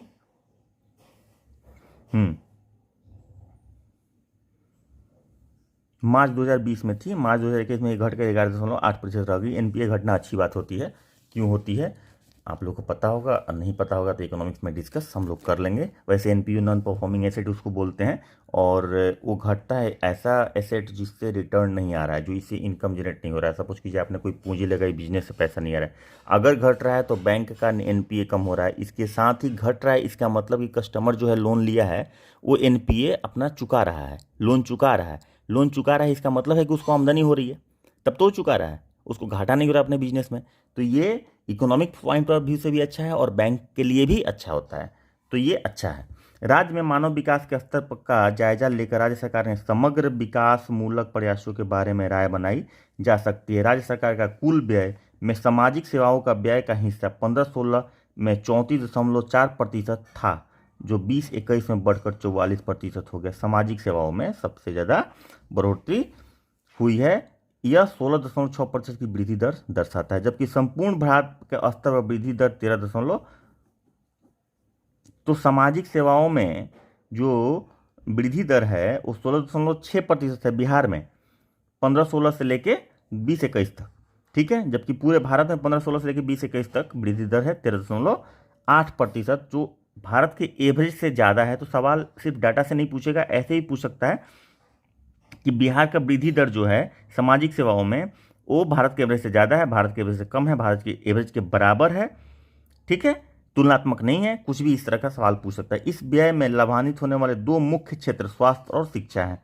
सामाजिक सेवाओं में सबसे ज़्यादा जो लाभान्वित होने वाले क्षेत्र हैं, जिसमें बिहार सरकार सबसे ज़्यादा काम की है, राज्य सरकार सबसे ज़्यादा काम की है, वो क्षेत्र हैं स्वास्थ्य और शिक्षा।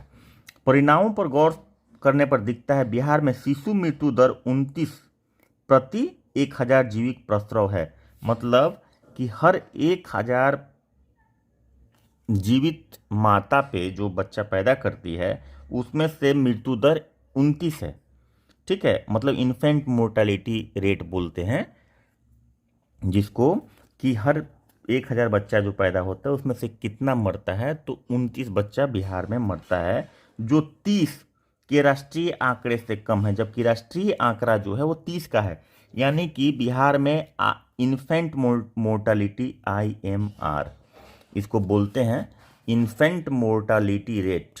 इन्फेंट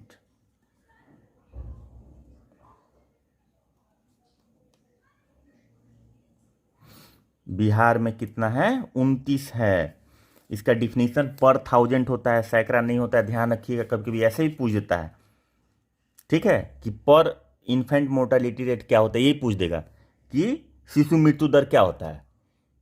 तो ऐसे लिखिएगा कि 100 बच्चों में जितने बच्चों की जन्म के समय मृत्यु हो जाती है, या 1000 बच्चों में हो जाती है, दूसरा ऑप्शन, तीसरा ऑप्शन 1 लाख बच्चों में हो जाती है, चौथा ऑप्शन 10,000 बच्चों में हो जाती है। तो आपको ध्यान रखना है 1000 बच्चों में। और ये बिहार का जो है 29 मृत्यु दर बच्चों का, वो राष्ट्रीय आंकड़ा जो है भारत का अगर एवरेज देखा जाए तो 30 है, उससे कम है। दिसंबर 2021 तक राज्य में 10 करोड़ से भी अधिक व्यक्तियों को टीके लगाए गए। वर्ष 19-20 में प्राथमिक स्तर पर कुल नामांकन 139.47 करोड़ रुपए था, जिसमें प्राथमिक स्तर पर कुल, ठीक है, जिसमें 68.13 लाख लड़कियां थी, ठीक है, और 71.34 लाख लड़के थे। वर्ष 12-13 में से 19-20 के बीच छीजन दर से में प्राथमिक स्तर पर 9% अंकों की तथा उच्च प्राथमिक स्तर पर 7.9% अंकों की कमी आई। जब तक बाल विकास में शुरुआत नहीं हो तब तक मानव विकास होना संभव नहीं है। गत 7 वर्षों के दौरान बिहार में बाल विकास पर व्यय में लगातार वृद्धि हुई है। बाल विकास के व्यय में लगातार वृद्धि हुई। मैं इतना डिटेलिंग इसलिए कर दे रहा हूँ हिंदी में, ताकि मैं इंग्लिश को बहुत फास्ट निकालूंगा, क्योंकि आप लोग सोचने लगते हैं कि वीडियो ज़्यादा लंबा हो जाता है, मुझे लगता है कि स्किप करते हैं। प्लीज़ आप लोग स्किप नहीं कीजिएगा, बहुत वैल्यू एडिशन करने की कोशिश कर रहा हूँ। अगर कोई डाउट है तो उसको क्लियर कर लीजिए, लेकिन अगर आप सीरियस हैं अपने BPSC के एग्ज़ाम के लिए तो स्किप मत कीजिए, थोड़ा पढ़िए। और अगर सीरियसली पढ़ेंगे तो इसमें कोई डाउट नहीं है, आपका रिजल्ट निश्चित है। बाल विकास की शुरुआत नहीं हो तब तक मानव विकास संभव नहीं, जाहिर सी बात है। गत 7 वर्षों के दौरान बिहार में बाल विकास पर व्यय में लगातार वृद्धि हुई है। 2013-14 से लेकर 19-20 के बीच बच्चों पर समग्र व्यय 22.7% की वार्षिक दर से बढ़ा है। बच्चों पर जो राज्य में शैक्षणिक अधोसंरचना के अंदर कार्यशील पेयजल सुविधा और शौचालय का सभी प्रकार के विद्यालयों में 90% से अधिक आच्छादन रहा है। विभिन्न हस्तक्षेपों के जरिए 20-21 में राज्य में 6 से 13 वर्ष के उम्र के कुल 1.12 लाख विद्यालय से बाहर हो गए बच्चे को मुख्य धारा में लाया गया। इनमें से 54,000 लड़कियां थी और 58,000 लड़के थे। ऐसा दिखता है कि बिहार की विद्यालय से बाहर रहे बच्चों की संख्या 19 20 में 1.44 लाख थी, जो 20-21 में घटकर 1.12 लाख रह गई। कोविड 19 के संकट, ठीक से दिख रहा है ना? कोविड 19 के संकट ने विकास और पर्यावरण संबंधी चिंताओं के आपसी संबंध को और अधिक फोकस में ला दिया। यानी कि कोविड बढ़ रहा है और उसमें चिंताएं भी, पर्यावरण चिंताएं भी बढ़ रही हैं, और दोनों इंटरकनेक्ट करके भी देखा जा सकता है। इसको देखा जा रहा है, इनफैक्ट साइंटिस्ट लोगों के द्वारा इसको देखा भी जा रहा है इस तरह से। तो चिंता को अधिक फोकस में ला दिया। पर्यावरण की सुस्थिरता को बढ़ावा देने के लिए राज्य सरकार द्वारा अनेक कार्यक्रम चलाए गए हैं। जल जीवन हरियाली मिशन के तहत 2020-21 में लगभग 3.92 करोड़ पौधे लगाए गए। जल जीवन हरियाली में 2020-21 में कितना लगाया गया? 3.92 करोड़ पौधे लगाए जा चुके हैं, और करीब 44 से 36 हेक्टेयर वन क्षेत्र का मृदा और नमी संरक्षण कार्य का तहत उपचार किया गया है। वर्ष 2021 में पर्यावरण, वन एवं जलवायु परिवर्तन विभाग का कुल व्यय 694 करोड़ था। बिहार में 2020 में कुल 1385 मिलीमीटर वर्षा हुई, जो वर्षापात के दीर्घकालिक औसत से लगभग 37% अधिक है। ये दर्शाता है कि पर्यावरण में बिहार पहले से सजग हुआ है। समुदाय को, अच्छा देखिए, ये डाटा सिर्फ ये नहीं बताता है कि ये सीधे आंसर पूछ देगा, ये भी पूछ सकता है कि पिछले, जैसे डाटा ही नहीं पूछा, इस टॉपिक से डाटा ही सपोज कीजिए नहीं पूछा, और ऐसे सवाल पूछ दे कि पहले के अपेक्षा रिसेंट टाइम में बिहार के पर्यावरण में सुधार हुआ है, बिहार में वर्षा बढ़ी है, बिहार में वर्षा पहले से कम हो गई है, इस तरह का भी सवाल पूछेगा। तो ये सारा चर्चा इससे आता है। हम MCQ अगर बना देते हैं ये डाटा से, तो ये सवाल इसमें कवर नहीं होता। लेकिन जब आप पढ़ते हैं तो मान लीजिए आपको डाटा याद है और सवाल इस तरह से पूछ दिया, तो आप वहाँ पे सोचेंगे, थोड़ा सा पॉज लेके सोचेंगे, अरे यार 37% तो वर्षा बढ़ गया, इसका मतलब कि दीर्घकालिक औसत जो बारिश है बढ़ा है, इसका मतलब पर्यावरण में सुधार हुआ है। तो आप ऐसे सोचेंगे। जब ऐसे सोचेंगे तो आप सटीक आंसर वहाँ पे चुन सकते हैं, जो वहाँ पे उपयुक्त होगा। तो इसलिए मेरा कहना है कि थोड़ा डिटेल जरूर पढ़िए, आपका एनालिसिस बढ़ जाता है ना। डिटेल पढ़ने से सब्जेक्ट का एनालिसिस बढ़ जाता है। अच्छा, समुदाय को 20 किलोमीटर क्षेत्र में बिजली गिरने की घटना की कम से कम 40 मिनट पहले चेतावनी देने के लिए इंद्रब्रज नामक मोबाइल ऐप का विकास किया गया है। मतलब इंद्रब्रज क्या है? एक मोबाइल ऐप है जो बिजली गिरने की घटना को 40 मिनट पहले 20 किलोमीटर के क्षेत्र में ये खबर देगा। तो इंद्रब्रज भी पूछ सकता है कि क्या है। तो ये इम्पॉर्टेंट सारा चीज़ था जो हम लोगों ने डिस्कस किया, और अब इसी के कंटिन्यूएशन में हम इंग्लिश वाला पढ़ देते हैं। हो सकता है कि जो कोर इंग्लिश के विद्यार्थी होंगे, जैसे हम लोग तो हिंदी इंग्लिश सब पढ़ते हैं, पढ़ाते हैं, लेकिन कुछ विद्यार्थी ऐसे हैं जो कोर इंग्लिश के विद्यार्थी हैं, तो उनको थोड़ा सा दिक्कत महसूस होगा, और उनको दिक्कत महसूस मैं नहीं होने देना चाहता हूं, क्योंकि मैं किसी को भी नहीं चाहता हूं कि किसी तरह का दिक्कत हो। और इसके लिए मैं इसके बाद वाला इंग्लिश इसके बाद मैं पढ़ देता हूं, क्योंकि समझने के लिए तो इतना काफ़ी है। चूँकि मैं जो भी वर्ड, टेक्निकल वर्ड जो है भारतीय अर्थव्यवस्था, इकोनॉमिक, इंडियन इकोनॉमी, हम 2021 ऐसे ही बोल ही रहे हैं। तो प्राथमिक सेक्टर मतलब हम बोल रहे हैं, तो प्राइमरी सेक्टर सबको समझ में आ रहा है, लेकिन उसके बाद भी इंग्लिश वाला मैं एक बार पढ़ लेता हूँ, ताकि आपको कोई कन्फ्यूज़न किसी भी तरह से नहीं रहे। तो इसमें इंग्लिश वाला कंटिन्यू करते हैं। जो इंपॉर्टेंट पॉइंट है वही हम कंटिन्यू इसमें करेंगे। ये तो इकोनॉमिक सर्वे था, वो 16वां इकोनॉमिक सर्वे था। ये 16 इकोनॉमिक सर्वे 2020-21 जो था 16 इकोनॉमिक सर्वे था, ठीक है। और इसमें gross state domestic product GSDP जो हम लिखे थे, बिहार ग्रो किया, had grown by 2.5% in 2021 because of the impact of lockdown. मतलब लॉकडाउन होने के बावजूद भी ये 2.5% से ग्रो किया। But this performance is better than national average, as Indian economy indeed shrank by 7.5% in 2021। Means Indian economy went in minus during the 2021 by 7.5%. At current prices, per capita income in Bihar was 50,555 in 2021, compared to 86,659 for India. For India, it was average per capita income in India कितना था? 86,659 रुपया per capita income था current price पे, वर्तमान मूल्य पर, और ये बिहार का कितना था वर्तमान मूल्य पे 50,555 रुपया। During the last 5 years 2016-17 to 2021 primary sector in Bihar had grown 2.3%, secondary sector 4.8%, and finally the tertiary sector had grown at the highest rate of 8.5%, जो हम लोग हिंदी में ऑलरेडी डिस्कस कर चुके हैं, तो इसको डिटेलिंग करने की जरूरत है नहीं। प्राइमरी सेक्टर क्या होता है, जो नेचर से डायरेक्ट एक्सट्रैक्ट जो चीज़ें होती हैं और वो डायरेक्ट रॉ में सेल होती है, उसको प्राइमरी सेक्टर बोलते हैं। सेकेंडरी सेक्टर उसमें जो वैल्यू एडिशन होता है, उसका मैन्युफैक्चरिंग किया जाता है, वो सेकेंडरी सेक्टर होता है। और टर्शियरी सेक्टर जो सर्विसेज से रिलेटेड होती है। As regard of state finance 2021-20 was difficult year because of COVID-19 pandemic. The state government responded to the challenges with the best possible utilization of its fiscal resources. Total expenditure by the state government in 2021 increased by 13.4% over the previous year to reach 1,65,696 crore, out of which 26,203 crore was the capital expenditure. मैं बताया था capital expenditure क्या होता है, पूंजीगत व्यय जिसको बोलते हैं, and 1,39,493 crore was revenue expenditure.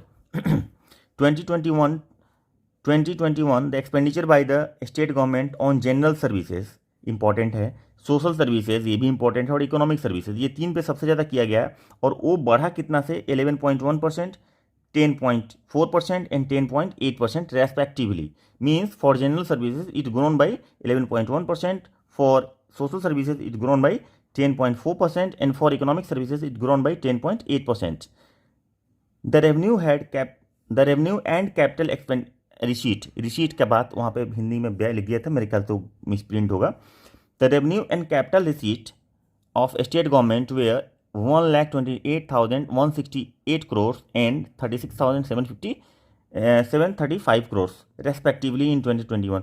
मतलब कि जो रिसीट था रेवेन्यू एंड कैपिटल रिसीट जो था, तो रेवेन्यू रिसीट जो टैक्स और नॉन टैक्स जो होता है, और कैपिटल रिसीट जो होता है लोन इन्वेस्टमेंट जो आता है, या लोन लिया जाता है, लॉन्ग टर्म लोन लिया जाता है, फॉरेन इन्वेस्टमेंट होता है, फॉरेन लोन लिया जाता है, वो सब कैपिटल रिसीट होता है। या गवर्नमेंट नहीं, इन्वेस्टमेंट जो पब्लिक से पैसा उठाती है गवर्नमेंट, या फिर फॉरेन से पैसा उठाती है, बैंकों से लोन लेती है, वो कैपिटल रिसीट होता है। ठीक है, तो स्टेट गवर्नमेंट का इतना था।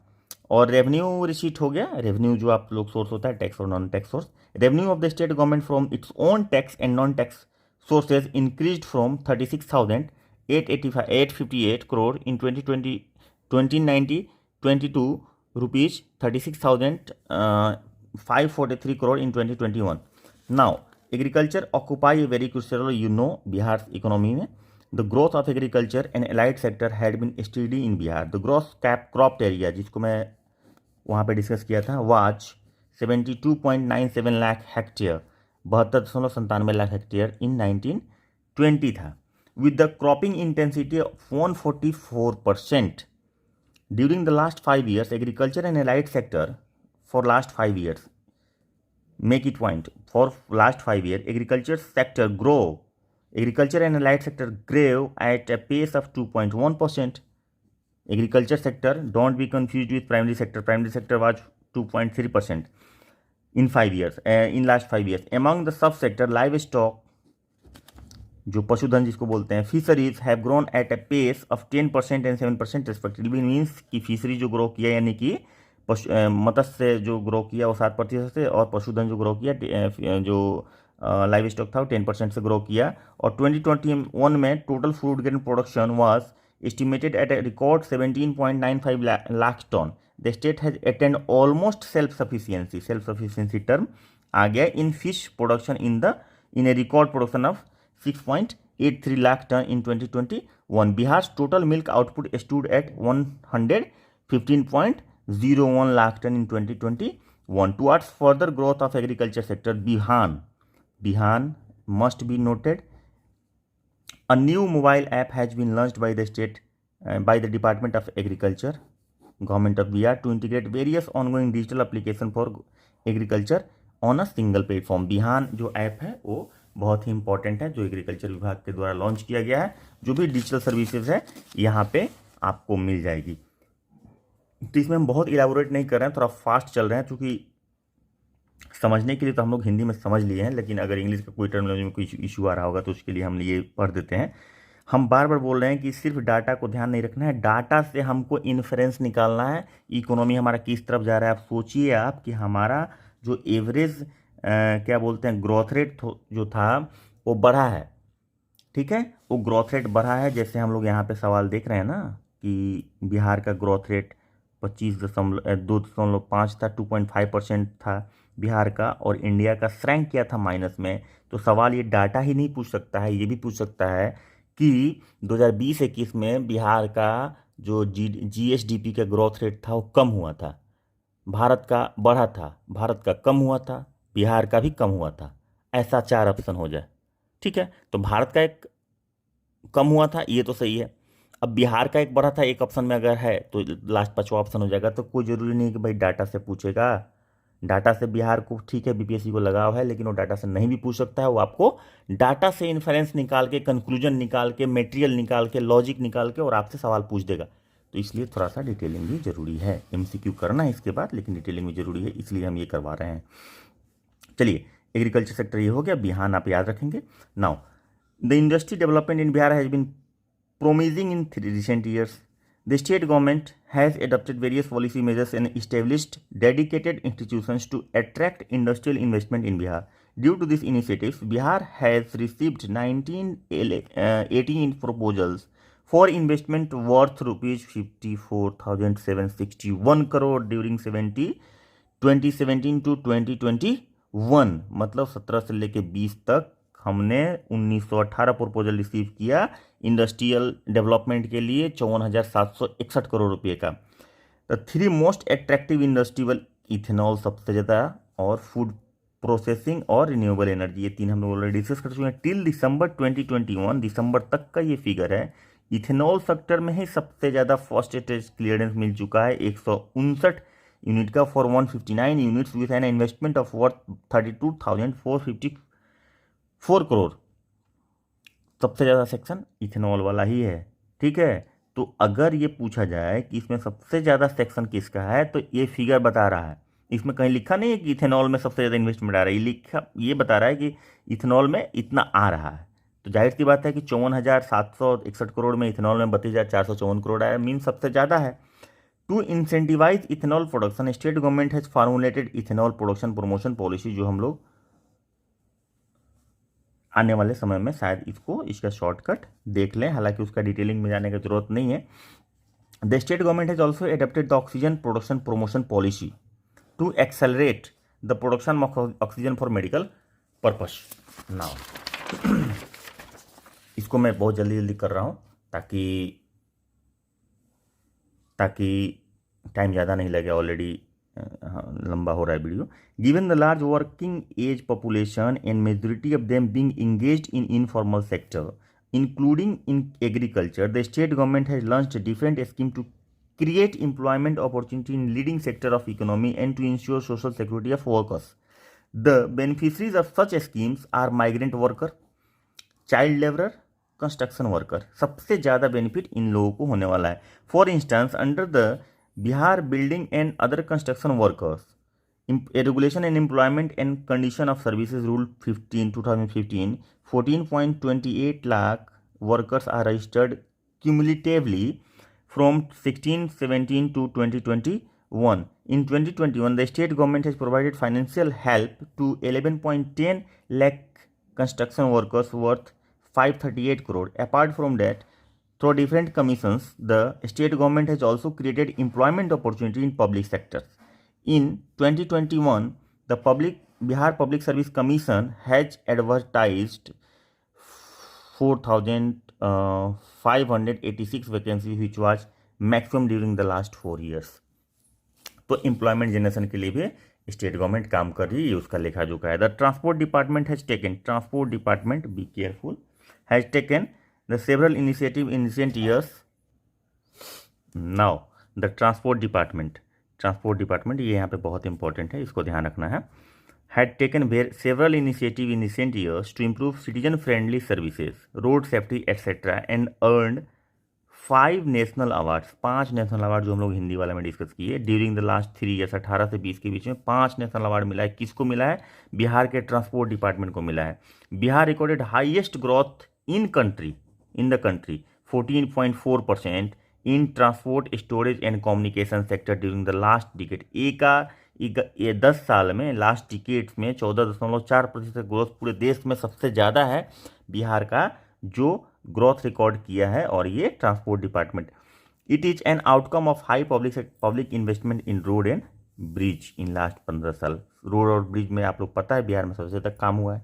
Bihar ranked 3rd in the country in terms of road density of 3086 kilometre पर 1000 स्क्वायर किलोमीटर। ये 1000 स्क्वायर किलोमीटर एरिया में बिहार में 3086 किलोमीटर रोड है, जबकि ये तीसरा स्थान है बिहार का। ये बहुत ही सराहनीय है, मतलब इम्प्रूवमेंट है। बाकी केरला का फर्स्ट है जो 66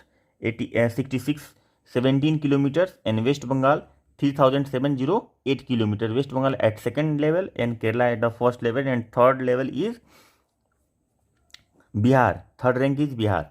the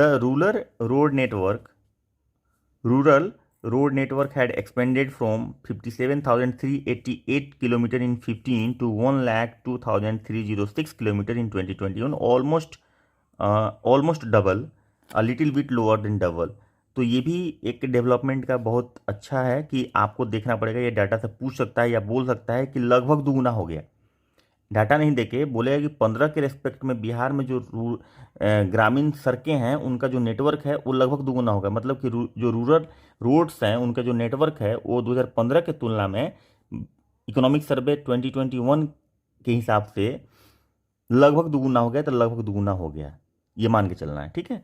the budget of the building construction department increase over 20 times from 2060 crores in 2008-9 to ₹5321 crore in 2021 for constructing state-of-art buildings. Further, the state economy has been strengthened through rapid development of information and communication technology infrastructure. Now,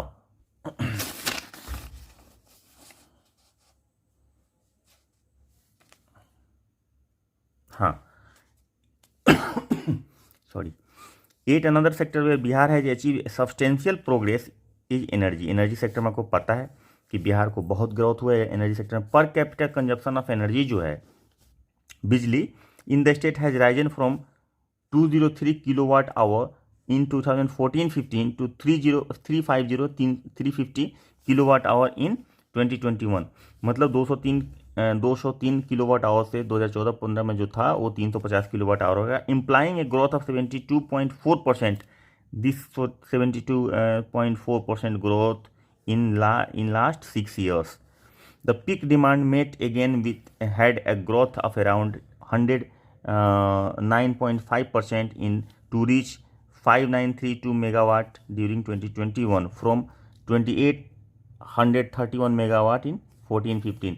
The aggregate consumption of electricity in the state during aggregate consumption means all consumption in a state during 16-17 was 21.6 thousand megawatt unit, which increased to 31.4 thousand MU in 2021. It implies the growth of over 45% in 4 years. The available power generation capacity in the state was 6,073 megawatt in 1920, which increased to 6,422 megawatt इन 2021। ये सवाल ऐसे ही पूछा जा सकता है। मैं बार बार बोल रहा हूँ कि कोई ज़रूरी नहीं है कि डाटा पूछे, डाटा से लगाव है बीपीएससी को, लेकिन कोई ज़रूरी नहीं है कि डाटा ही पूछ दे। ये पूछ सकता है कि बिजली का कंजप्शन बढ़ गया है बिहार में पिछले 5 साल में, 6 साल में बिजली का कंजप्शन घटा है, बिजली का डिमांड बढ़ा है, ग्रॉस बिजली का डिमांड घट गया, ग्रॉस बिजली का डिमांड बढ़ गया है, पूरे स्टेट में जो बिजली का कंजप्शन है वो बढ़ा है, वो घटा है। इस तरह से प्रोडक्शन बढ़ गया है, प्रोडक्शन घट गया है, प्रोडक्शन अस्थाई है, अस्थाई नहीं मतलब कांस्टेंट प्रोडक्शन हो रहा है, कोई घटा नहीं है, कोई बढ़ा नहीं है। इस तरह भी सवाल पूछ सकता है। तो ये सारा डाटा आपको उसका इन्फरेंस देगा, उसको बताएगा। Implying growth of 5.7% to meet the increase demand power of state government the state government has already planned for additional capacity of 6,607 megawatt from different sources in phase manner in 2020 23-24 तक ये अपना additional capacity 6060 sorry megawatt बढ़ा नहीं लेगा, वहाँ तक कर लेगा. Now the state government implements a number of program to address the development needs of rural population. Jeevika आप लोगों को पता है, Jeevika is one of them which addresses the livelihood needs of rural population. Presently more than 12.72 lakh of SHGR credit linked with the banks. Until date 16,537 crore transaction have been made. मतलब कि इतना transaction हो चुका है और 12.72 lakh SHG already credit link हो चुका है बैंक से. Under financial inclusion scheme Jeevika has facilitated linkage of more than 11 lakh SHG member to low cost insurance coverage for employment generation. MNREGA बहुत वेरी इंपॉर्टेंट. मनरेगा जानते होंगे, Mahatma Gandhi national rural employment guarantee act 2005 में जो आया था. 2005 एक्ट का नाम है, 6 लागू हुआ था. implemented effectively to enhance the income of rural household. The number of households provided with the employment had increased from 22.9 lakh in 1617 to 15.1 lakh in 2021. मतलब कि 2 गुना से ज़्यादा हो गया ना, 132% ग्रोथ. एंड इंक्रीज ऑफ 132%, 2 गुना ज़्यादा. ऐसे भी सवाल पूछ सकता है. तो हमें ये नहीं देखना है कि सिर्फ डाटा कि मनरेगा में हमारा इतना हो गया, कितना हो गया भाई, तो 51 लाख करोड़, 51 लाख करोड़, सॉरी 51 लाख करोड़ नहीं, 51 लाख एम्प्लॉयमेंट दिया गया मनरेगा में 2021 के दौरान दिया गया, जो 2015-16 में 2016-17 में ये था 22.9 लाख. ये क्वेश्चन पूछ सकता है, लेकिन ये भी सीधा पूछ सकता है, डाटा नहीं पूछे तो ये भी पूछ सकता है कि मनरेगा में जो है एम्प्लॉयमेंट 2 गुना से ज़्यादा बढ़ गया, जो मनरेगा एम्प्लॉयमेंट दे रहा है उसमें 2 गुना ज़्यादा बढ़ गया. तो ऐसे भी सवाल हो सकता है और इसका आंसर यस हो जाएगा, मतलब वो आंसर सही होगा. एन एम्बिशियस प्रोग्राम स्वच्छ गांव समृद्ध गांव, ये याद रखेंगे टर्म, हमने हिंदी में डिस्कस किया. Which me aims to install solar lights, इसका पर्पस क्या है, solar lights at all village is being implemented which will cost around 2000 crore.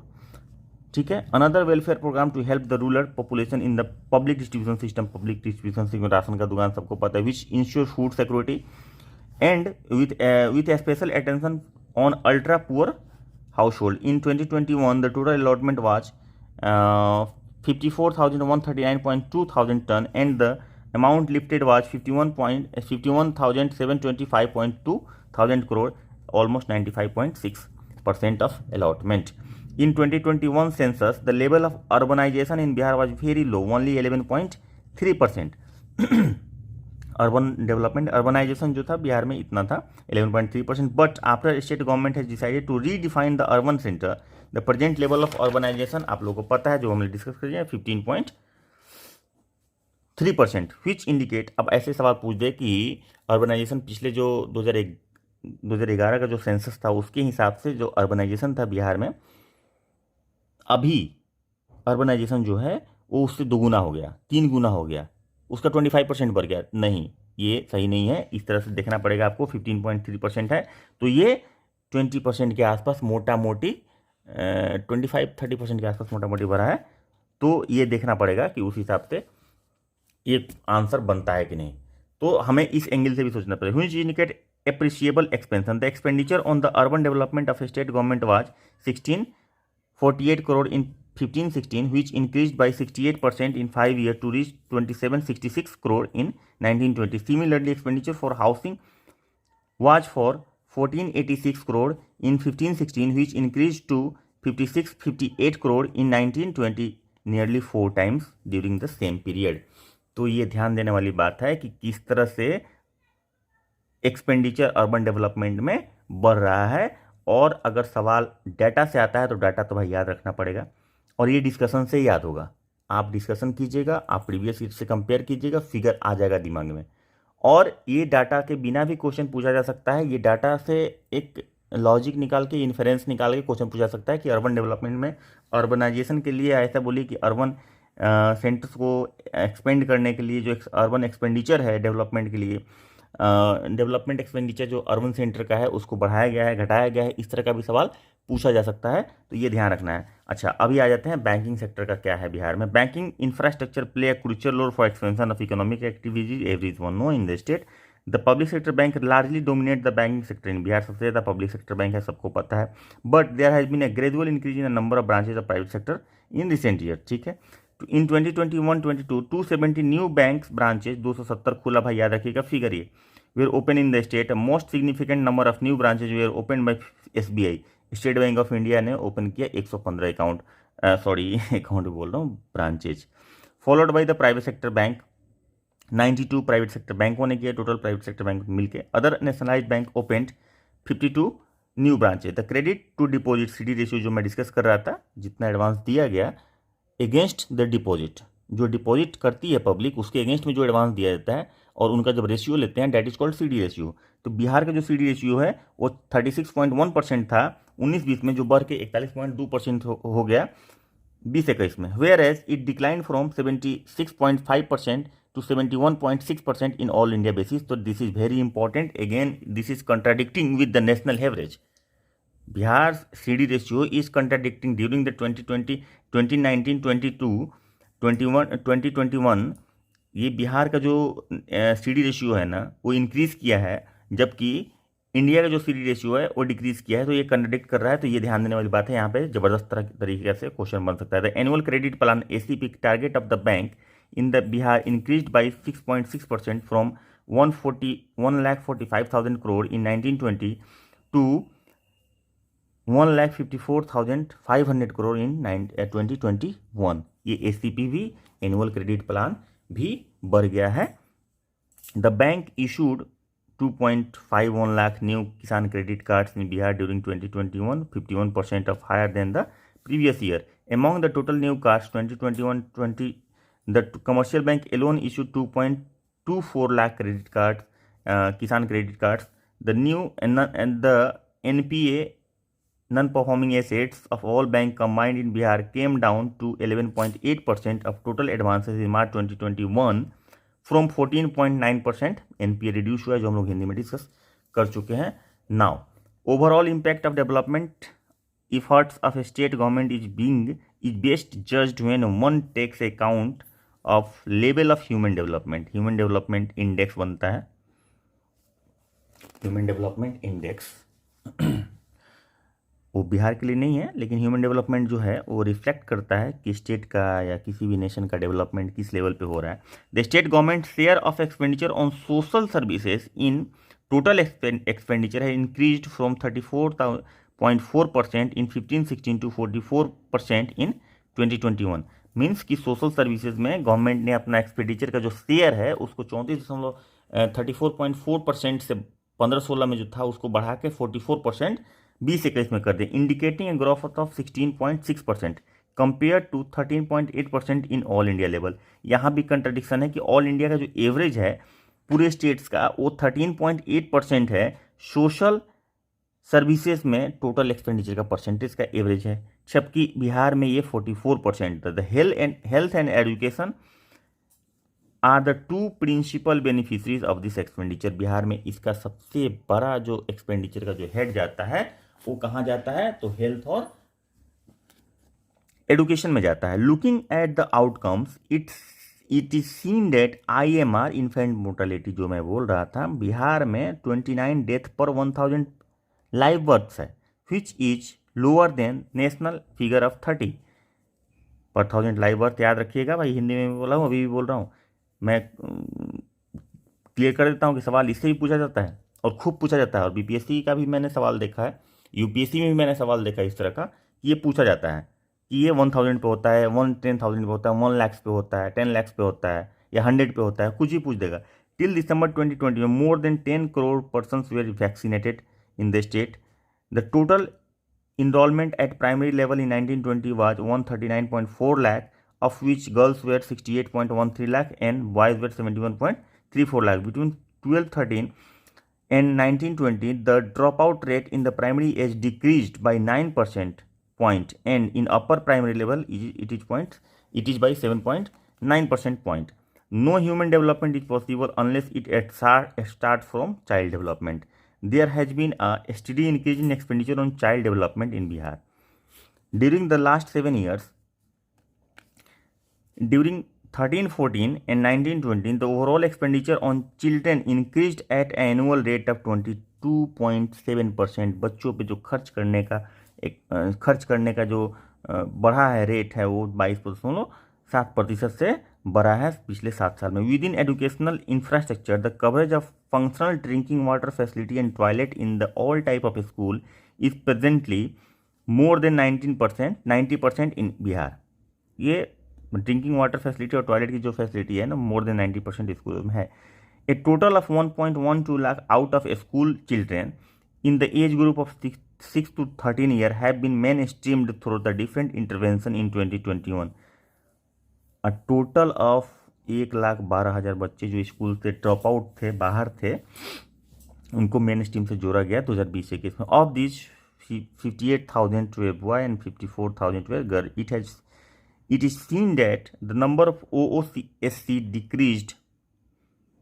ये OOSC का डेफिनेशन याद रखिएगा, फुल फॉर्म याद रखिएंगे. Out of school children, out of school children, out of school children याद रखेंगे. ऑफ दिस, ठीक है. अच्छा, COVID-19 crisis has further brought into focus the linkage of growth and with environmental concern. Towards the promoting environmental sustainability, various programs have been undertaken by the state government. Under the Jal Jeevan Haryali mission, nearly 3.92 crore samplings were planted in 2021. About 4,436 hectares of forest area were treated under soil and moisture conservation work. Total expenditure of the Department of Environment, Forest and Climate Change stood at ₹694 crore in 2021. Bihar received a total of 1385 millimeters of rainfall during 2020, which was about 37% of higher than the long run average rainfall. A mobile app called Indra Vajra has been developed to provide warning to the community at least 40 minutes before the occurrence of lightning within an area of 20 km. So this is all about what economic survey highlights. Economic survey of Bihar 2021-22 highlights. ये highlights है और ये ही main बात है जो Bihar economic survey में हमें पढ़ना था. तो ये हमने हिंदी और इंग्लिश दोनों में डिस्कस किया. अगर हम कुछ भी वैल्यूएट कर रहे हैं तो प्लीज़ लाइक कीजिए और कमेंट जरूर कीजिए. और हाँ, जो लोग सब्सक्राइब नहीं किए हैं प्लीज़ सब्सक्राइब कर लीजिए, ताकि हमारा जो भी हम वीडियो डालेंगे, जो भी हम गाइडेंस प्रोवाइड करेंगे, जो भी हम इनपुट दे सकते हैं आपके सिलेक्शन में, जो भी हम कंट्रीब्यूट कर सकते हैं, उसको आप मिस आउट नहीं करें. तो अभी हम इस वीडियो को यहीं पे ख़त्म करते हैं. ऑलरेडी बहुत लंबा हो चुका है. नेक्स्ट क्लास में हम लोग क्या करेंगे, तो मैं ये सोच रहा हूँ कि नेक्स्ट क्लास में विवाह पनोरमा का एक चैप्टर और निकाल देता हूँ जो इम्पोर्टेंट है मेरे ख्याल से, कला संस्कृति, तो वो मैं निकाल देता हूँ. और उसके साथ हम लोग सवाल भी करते चलेंगे. तो इस वीडियो को आज यहीं पे एंड करते हैं. और ये आपका हिंदी और इंग्लिश का दोनों आज बिहार इकोनॉमिक सर्वे कंप्लीट हुआ. मन लगा के पढ़िए और रिजल्ट एकदम पक्का है. मिलते हैं कल एक नए वीडियो में. आज हम सुबह में रिलीज़ नहीं कर पाए, इस वीडियो को हम थोड़ा देर में रिलीज़ कर देंगे. तो मिलते हैं कल एक नए वीडियो के साथ. तब तक के लिए बाय बाय, टेक केयर, खूब मन लगा के पढ़ें. जय हिंद.